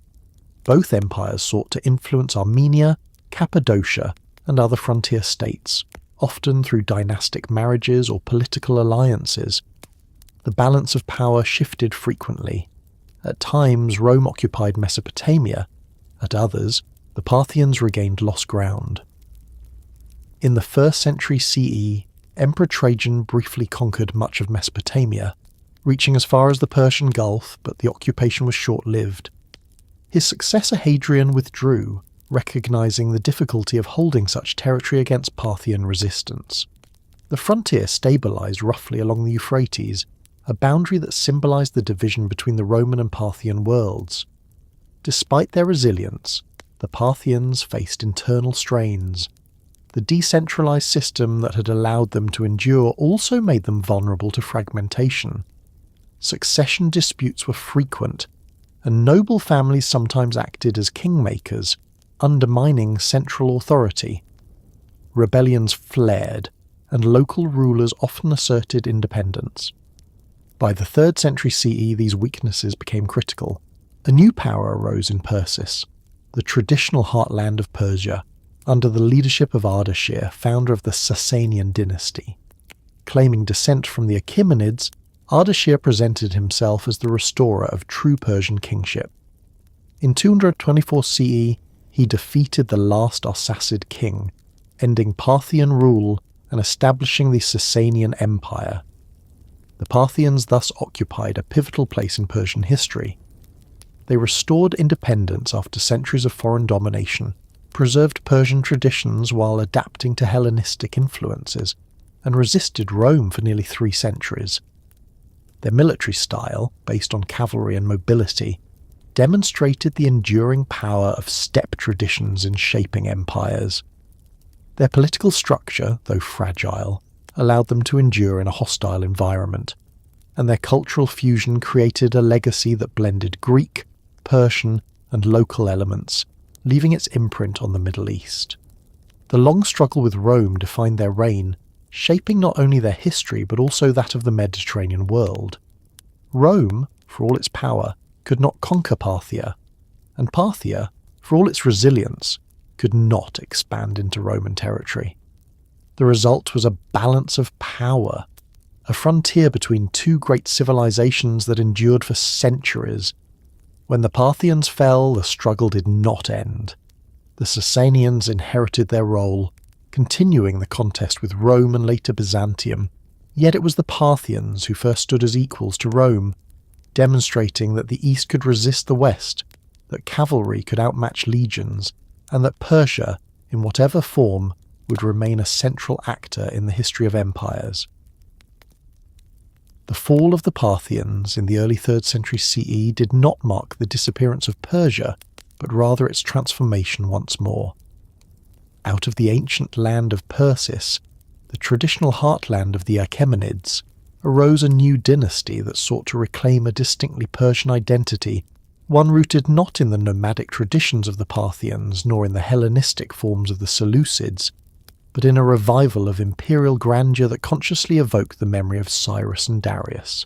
This was the Sassanian dynasty, founded by Ardashir the Fair in 224 CE, and for more than 4 centuries it would stand as one of the most powerful empires of the late ancient world, rivaling Rome and Byzantium, shaping religion, politics and culture across the Middle East, and leaving behind a legacy that endured long after its fall.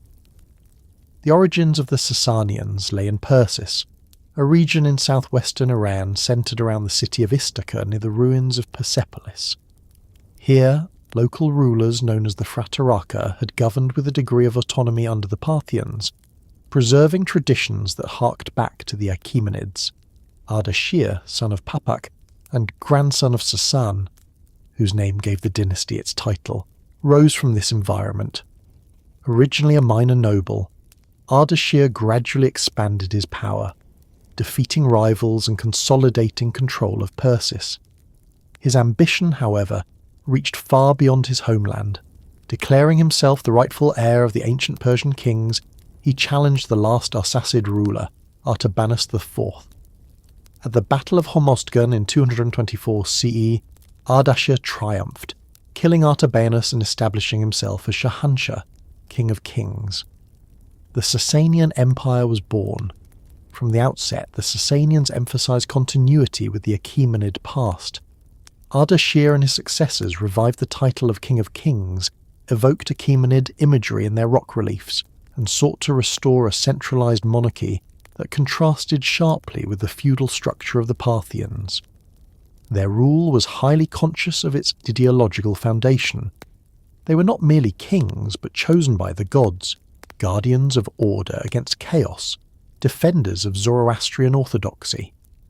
This vision of kingship was inscribed in stone at Nakshi Rustam, near Persepolis, where reliefs showed Ardashir receiving the royal diadem from Ahura Mazda, symbolizing divine sanction. Such imagery made clear that the Sassanians saw themselves as restorers of Persian greatness, heirs to a tradition that stretched back to the dawn of the empire. One of the defining features of the Sassanian revival was the elevation of Zoroastrianism to the status of a state religion. While the Parthians had tolerated a diversity of cults, the Sassanians promoted a more centralized and orthodox version of the faith. Fire temples were built or restored, priestly hierarchies were strengthened, and the Avesta, the sacred texts of Zoroastrianism, were codified. Kings such as Shapur-Them and later Khosrow-Them worked closely with the clergy, making the alliance between throne and fire temple a cornerstone of Sassanian rule. This emphasis on religion provided ideological unity, reinforcing the idea that the Shahanshah ruled with divine authority to uphold Asha, the cosmic order, against Druj, the forces of chaos. The Sassanians quickly became Rome's new rival. Under Ardashir and his son Shapur the Fernar, wars erupted along the Euphrates frontier. Shapur proved to be one of Persia's most formidable kings, defeating Roman armies and even capturing Emperor Valerian in 260 CE. An event that shocked the Mediterranean world. Reliefs carved at Nakshi Rustam immortalized the victory, showing Valerian kneeling before Shapur. These triumphs signaled that the Sassanians were not a minor power, but an empire on equal footing with Rome, capable of challenging its might. Yet the wars were costly, and the frontier remained a zone of perpetual conflict, with cities, fortresses and armies constantly shifting control. Beyond warfare, the Sassanians pursued internal reforms that strengthened their empire. Central authority was emphasized, with satrapies replaced by provinces governed by officials loyal to the crown. Taxation was reorganized, providing a more reliable flow of revenue to support armies and court. Infrastructure was improved, with roads, bridges, and irrigation systems expanded. Ctesiphon, near the ruins of Seleucia, became the imperial capital, adorned with grand palaces including the famous Takhasra with its monumental vaulted arch, a symbol of Sassanian architectural achievement. The Sassanian court projected an image of splendor and authority. Kings wore elaborate crowns that symbolized their divine right, each monarch distinguished by unique regalia that communicated both continuity and individuality. Court rituals emphasized hierarchy, with nobles and envoys bowing before the Shahanshah in displays of deference. The aristocracy, known as the Wuzurgan, remained influential, but their power was balanced by the centralizing policies of the monarchy and the authority of the clergy.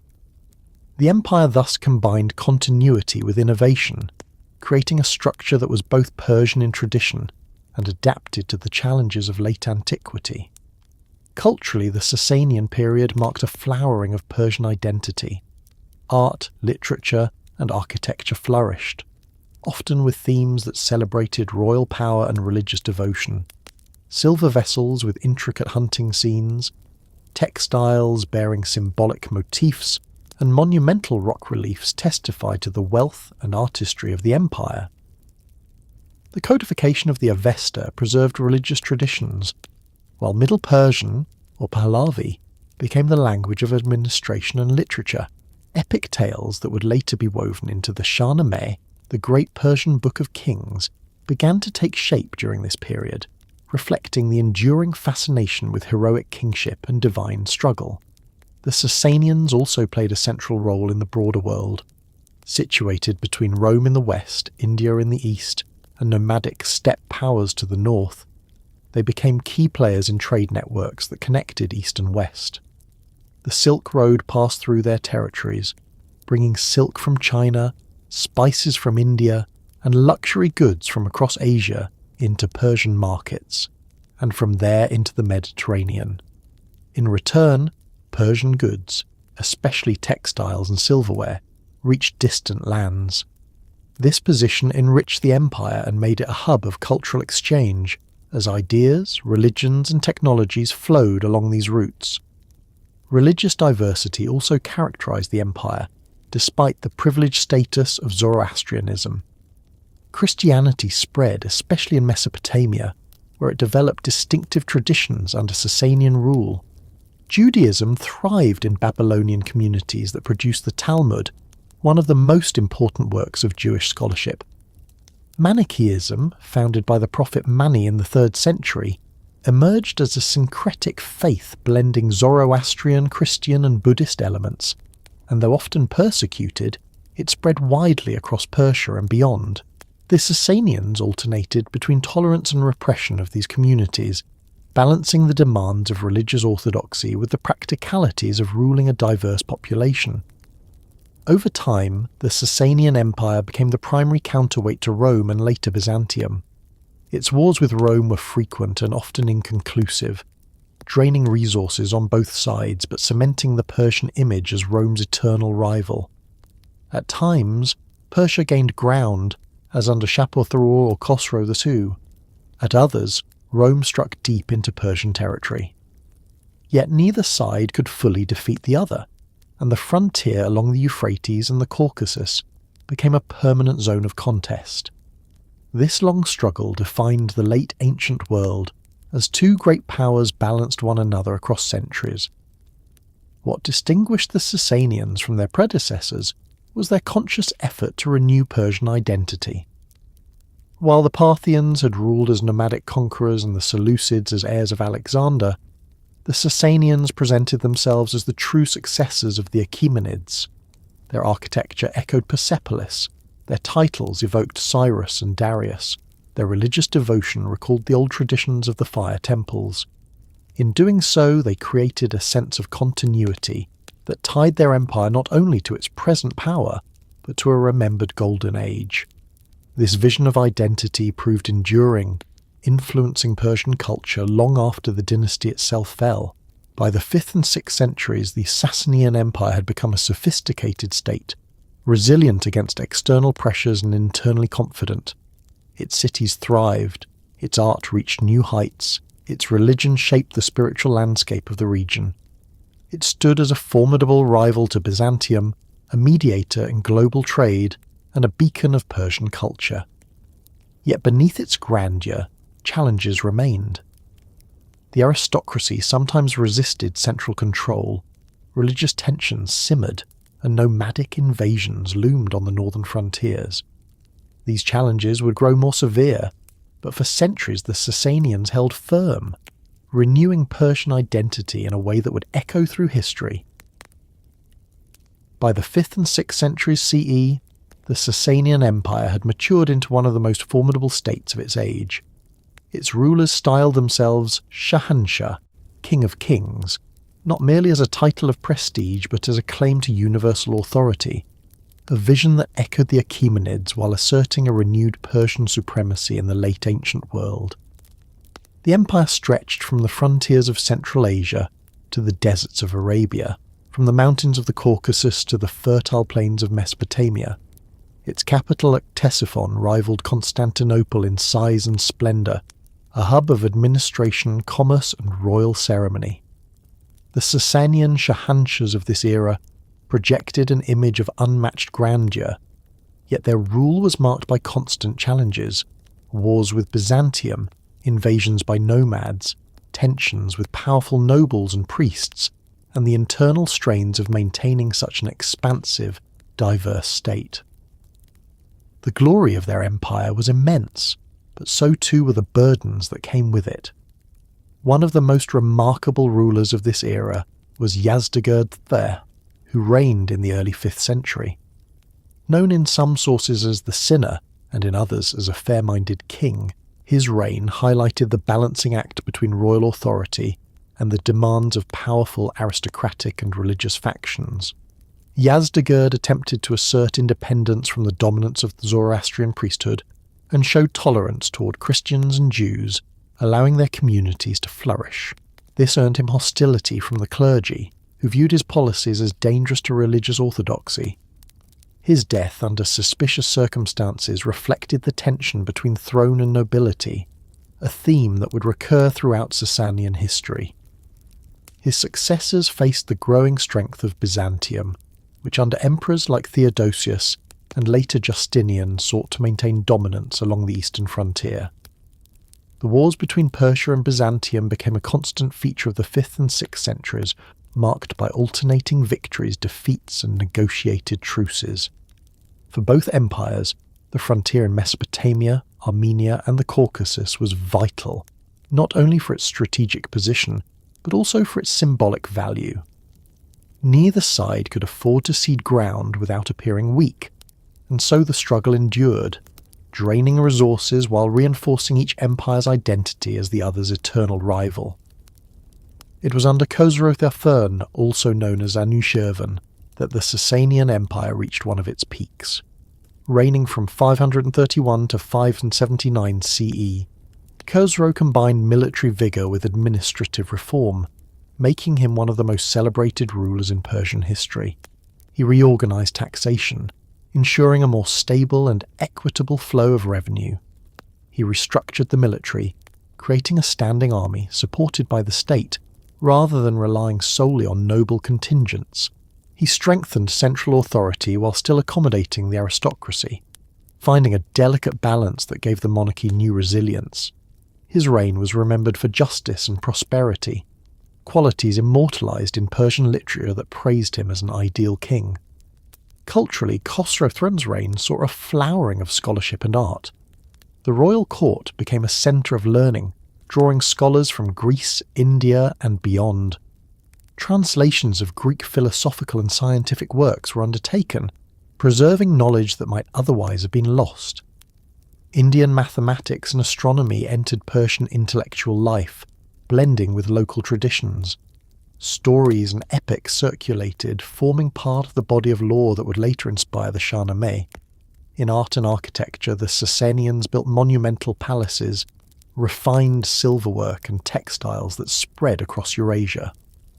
Their influence was felt not only in the Middle East but also in Byzantine, Indian and even Chinese cultures, for Persian luxury goods were prized across the world. Militarily, Khosrow I proved formidable. He launched campaigns against Byzantium, at times gaining the upper hand, though the wars remained inconclusive. He also confronted nomadic invasions from the Hephthalites in the east, securing Persia's borders and integrating parts of Central Asia into his sphere. His ability to manage threats on multiple fronts cemented his reputation as a capable and far-sighted ruler, yet even his reforms could not eliminate the structural challenges of the empire. Powerful nobles, entrenched clergy, and the ever-present strain of constant warfare. The glory of the Sassanian Empire shone even brighter under Khosrow II, who reigned from 590 to 628 CE. His rule marked both the zenith of Sassanian power and the beginning of its fatal overextension. Early in his reign, Khosrow II faced internal rebellion and briefly fled to Byzantine territory, but with Byzantine support he regained his throne. This alliance was short-lived, however, and soon Persia and Byzantium returned to their long struggle. The wars of Khosrow II against the Byzantine Empire were some of the most dramatic of late antiquity.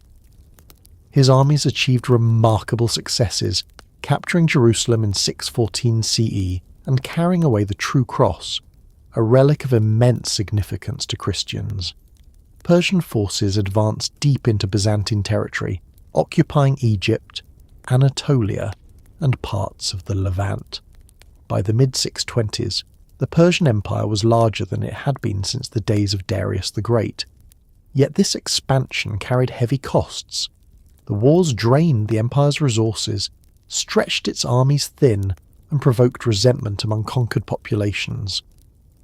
The Byzantine emperor Heraclius launched a bold counteroffensive, striking into the Persian heartland. In a series of campaigns between 622 and 627 CE, Heraclius regained lost territories and even threatened Ctesiphon itself. The war ended in disaster for the Sassanians, and Khosrow II was overthrown and executed in 628. His fall ushered in a period of instability, with rapid successions of rulers and civil strife that weakened the empire fatally. Even at its height, the Sassanian system faced inherent challenges. The monarchy projected supreme authority, but in practice it had to contend with powerful noble families and a strong clergy.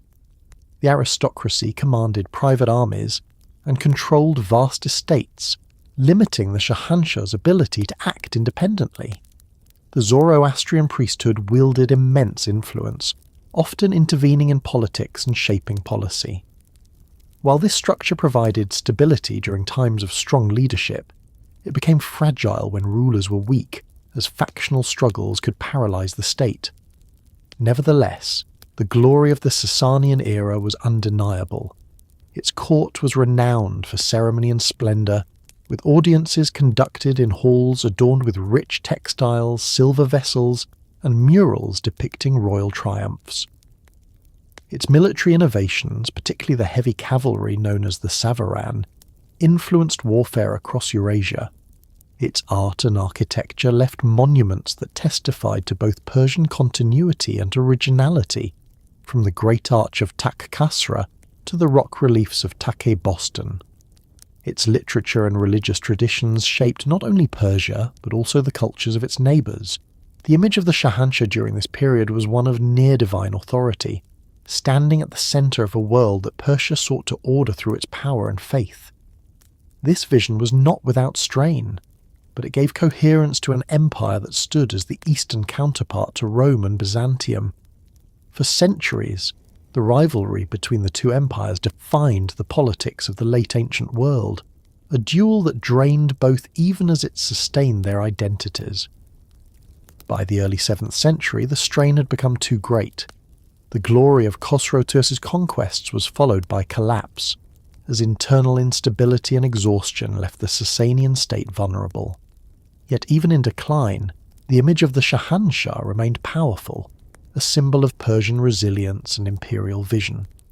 The Sassanian dynasty had renewed Persian identity, built an empire that rivaled Rome, and projected a cultural influence that spanned continents. Their glory was matched by their challenges, and it was within this tension that their history unfolded, leading inexorably to the transformations of the coming centuries. By the early 7th century CE, the Sassanian Empire and Byzantium had been locked in rivalry for centuries. Their wars had burned across Mesopotamia, Syria, Armenia, and the Caucasus, shaping the political and cultural landscape of the late ancient world. Both empires had adapted to one another's strength, evolving militaries, diplomacies, and economies that reflected the constant pressure of the other, yet neither side could ever achieve a decisive victory. Persia had been able to push deep into Roman lands, and Rome, reborn as Byzantium, had in turn struck back into Persia's heartland. The contest exhausted both states, leaving them vulnerable to new forces that neither had anticipated. Out of the deserts of Arabia, a religious and political movement arose that would transform the region forever, ending the long duel of Persia and Byzantium and ushering in a new era of history. The climax of the wars between the Sassanians and Byzantium came under the reign of Khosrow II and the campaigns of Emperor Heraclius. In the early decades of the 7th century, Khosrow II had overseen Persia's greatest territorial expansion since the Achaemenids. His armies swept into Byzantine lands, capturing Damascus, Jerusalem, and even Egypt. The capture of the True Cross in 614 was a profound symbolic blow to Christendom, and the presence of Persian forces on the shores of the Mediterranean marked the zenith of Sassanian power. For a brief moment it appeared that Byzantium might fall, that the long struggle had ended with Persia's triumph. But the tide turned dramatically. Emperor Heraclius, facing desperate odds, reorganized his forces and launched a daring counteroffensive beginning in 622. He struck not at the periphery but at the heart of Persia, conducting campaigns deep into its territory. Over the next several years he inflicted defeats on Persian armies, shattered their supply lines, and undermined their morale. In 627, at the Battle of Nineveh, Heraclius won a decisive victory, threatening Ctesiphon itself. Khosrow II was deposed and executed shortly thereafter, and the once triumphant Sassanian Empire descended into turmoil. The aftermath of these wars left both Persia and Byzantium shattered.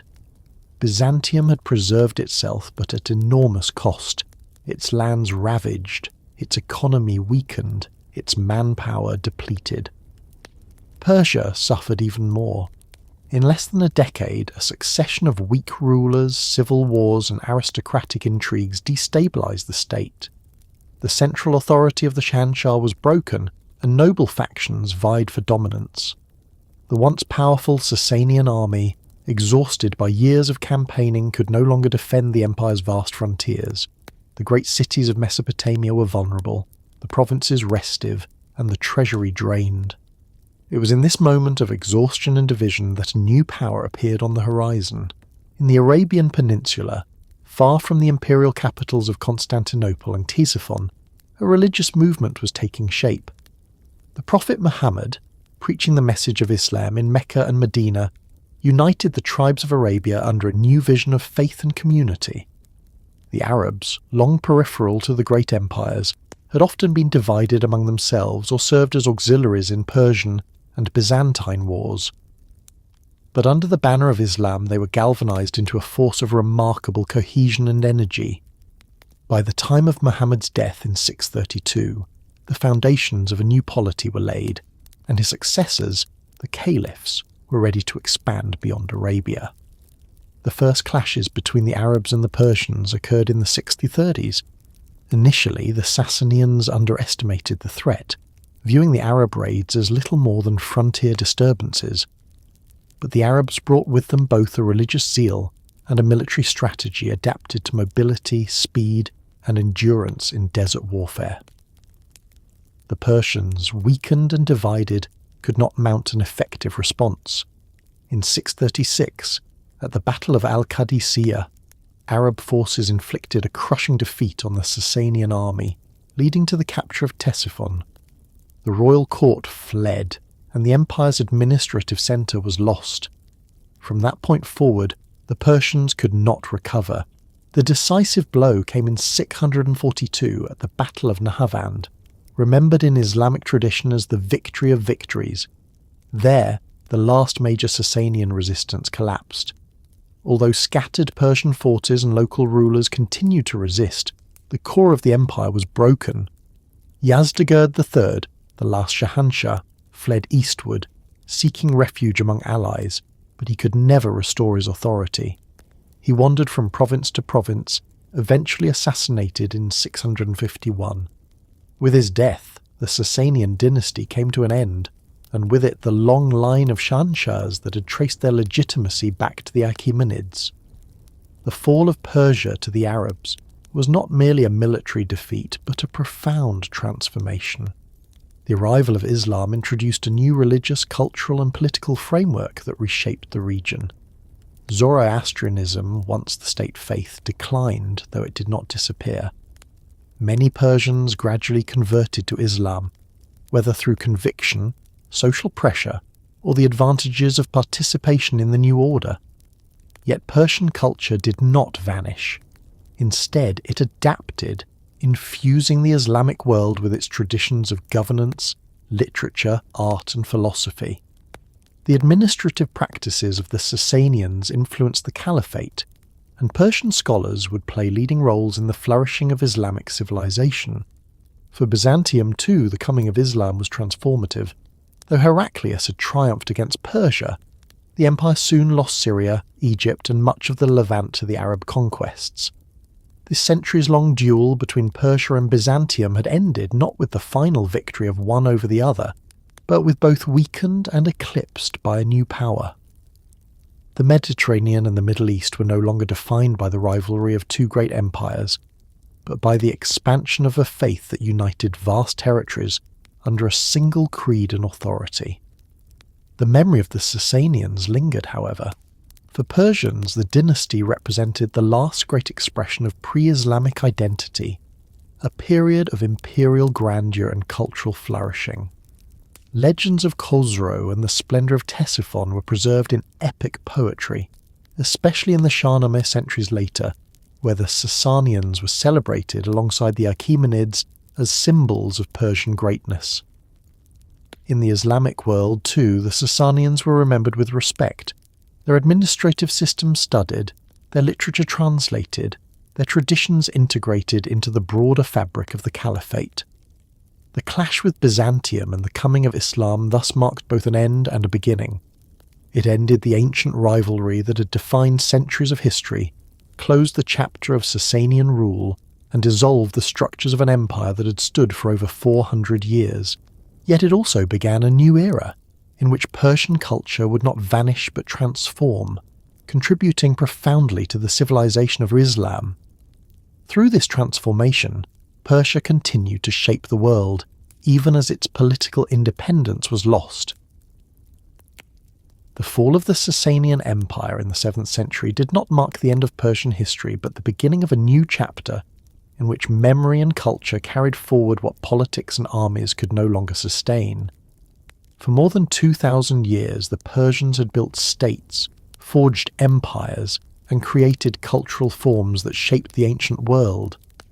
From the Elamites to the Achaemenids, from the Parthians to the Sassanians, Persia had stood as a bridge between civilizations, absorbing influences while radiating its own identity outward. When Islam arrived and the political framework of the Shahanshah dissolved, the essence of Persia did not disappear. It endured in literature, language, art, and institutions, leaving an echo that carried through the centuries and remains resonant even today.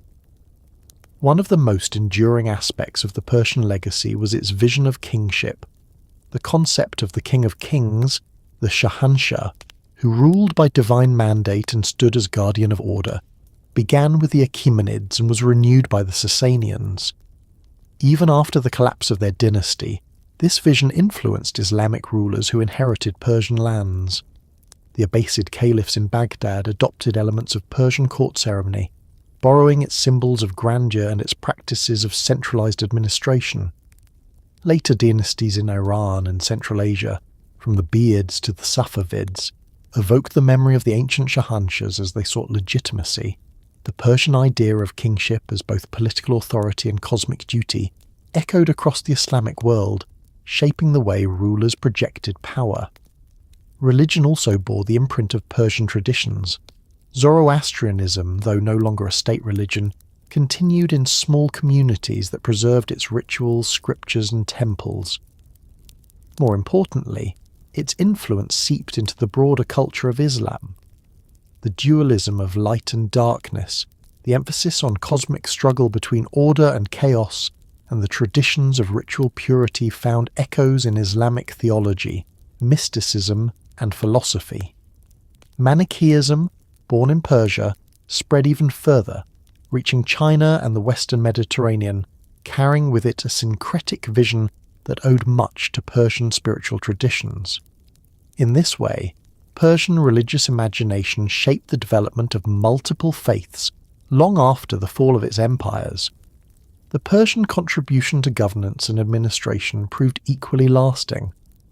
The Achaemenid satrapy system, which balanced local autonomy with central oversight, became a model for empires from Alexander to Rome.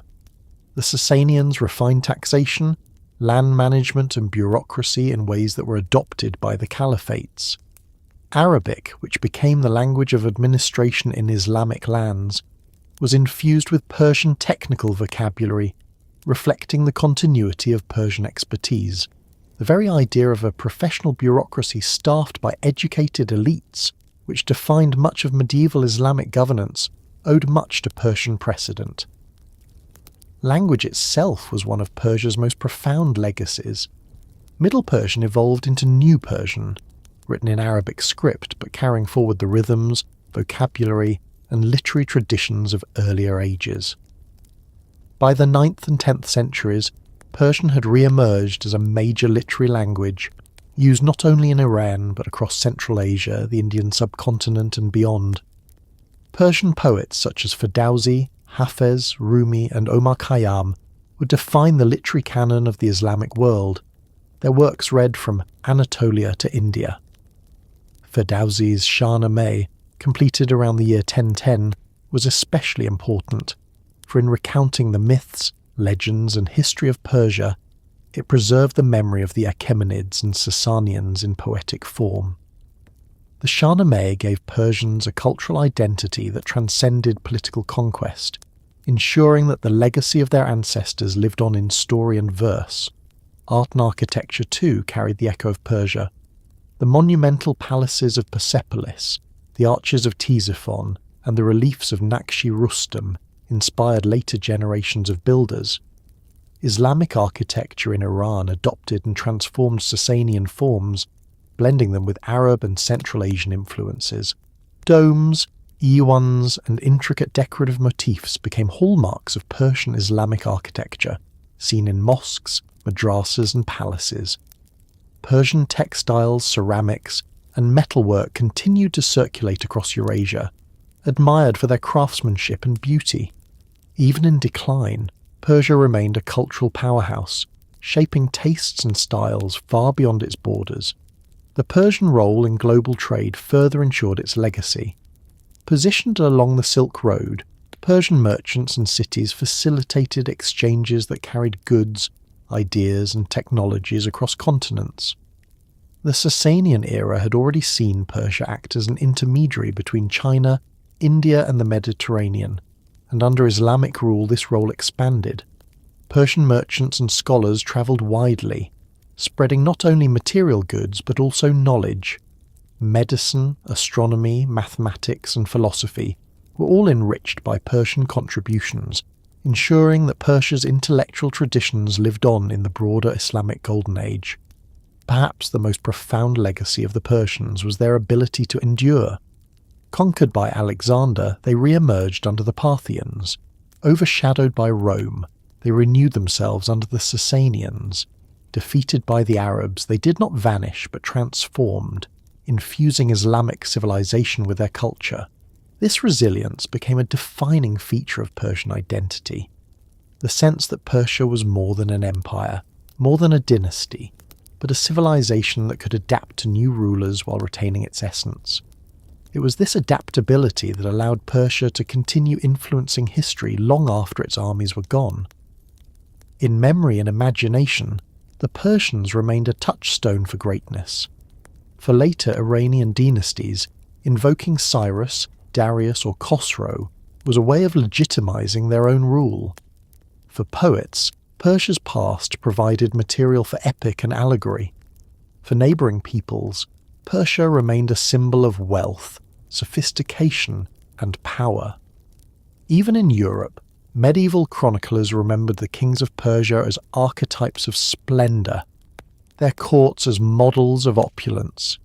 The echo of Persia's past stretched across space and time, shaping not only its own descendants but the perceptions of foreign civilizations. By the time the Islamic world reached its medieval height, Persian culture was inseparable from its achievements. Persian scholars translated Greek works into Arabic, preserved them, and added their own commentaries. Persian administrators staffed caliphal courts. Persian poets gave voice to the aspirations and anxieties of an age. Persian architecture defined the skylines of cities. The political independence of the Shahanshah had ended, but the cultural sovereignty of Persia remained intact, flowing into the heart of Islamic civilization. The endless echo of Persia lies not only in monuments or texts, but in the persistence of a vision, that a people at the crossroads of continents could create civilizations that bridged worlds. From the mountains of Elam to the palaces of Persepolis, from the feudal plains of the Parthians to the grand arches of Ctesiphon, from the fire temples of the Sassanians to the mosques of Islamic Iran, the Persians carried forward an idea of continuity through change. Their empires rose and fell, but their culture endured, shaping the imagination of generations. Even today, the legacy of Persia is felt. The Persian language, still spoken by millions, carries with it the weight of centuries of poetry and thought. The ruins of Persepolis stand as silent witnesses to a past that continues to inspire. The Shahnameh is recited as both history and myth, a reminder of the endurance of identity. The echoes of Persian art, governance, and philosophy still reverberate across cultures. In this sense, Persia never truly ended. Its story continued beyond the fall of its empires, woven into the fabric of civilizations that followed, its memory preserved in stone, in verse, and in the very words people speak. The Persians began as settlers on a plateau, rose to kingship, contended with Rome, renewed their glory under the Sassanians, and faced the coming of Islam. But their legacy was never confined to conquest or collapse. It was always larger, always enduring, always echoing. That echo is still heard, reminding us that the Persians, though their empires have fallen, remain immortal in memory, culture, and the endless resonance of history.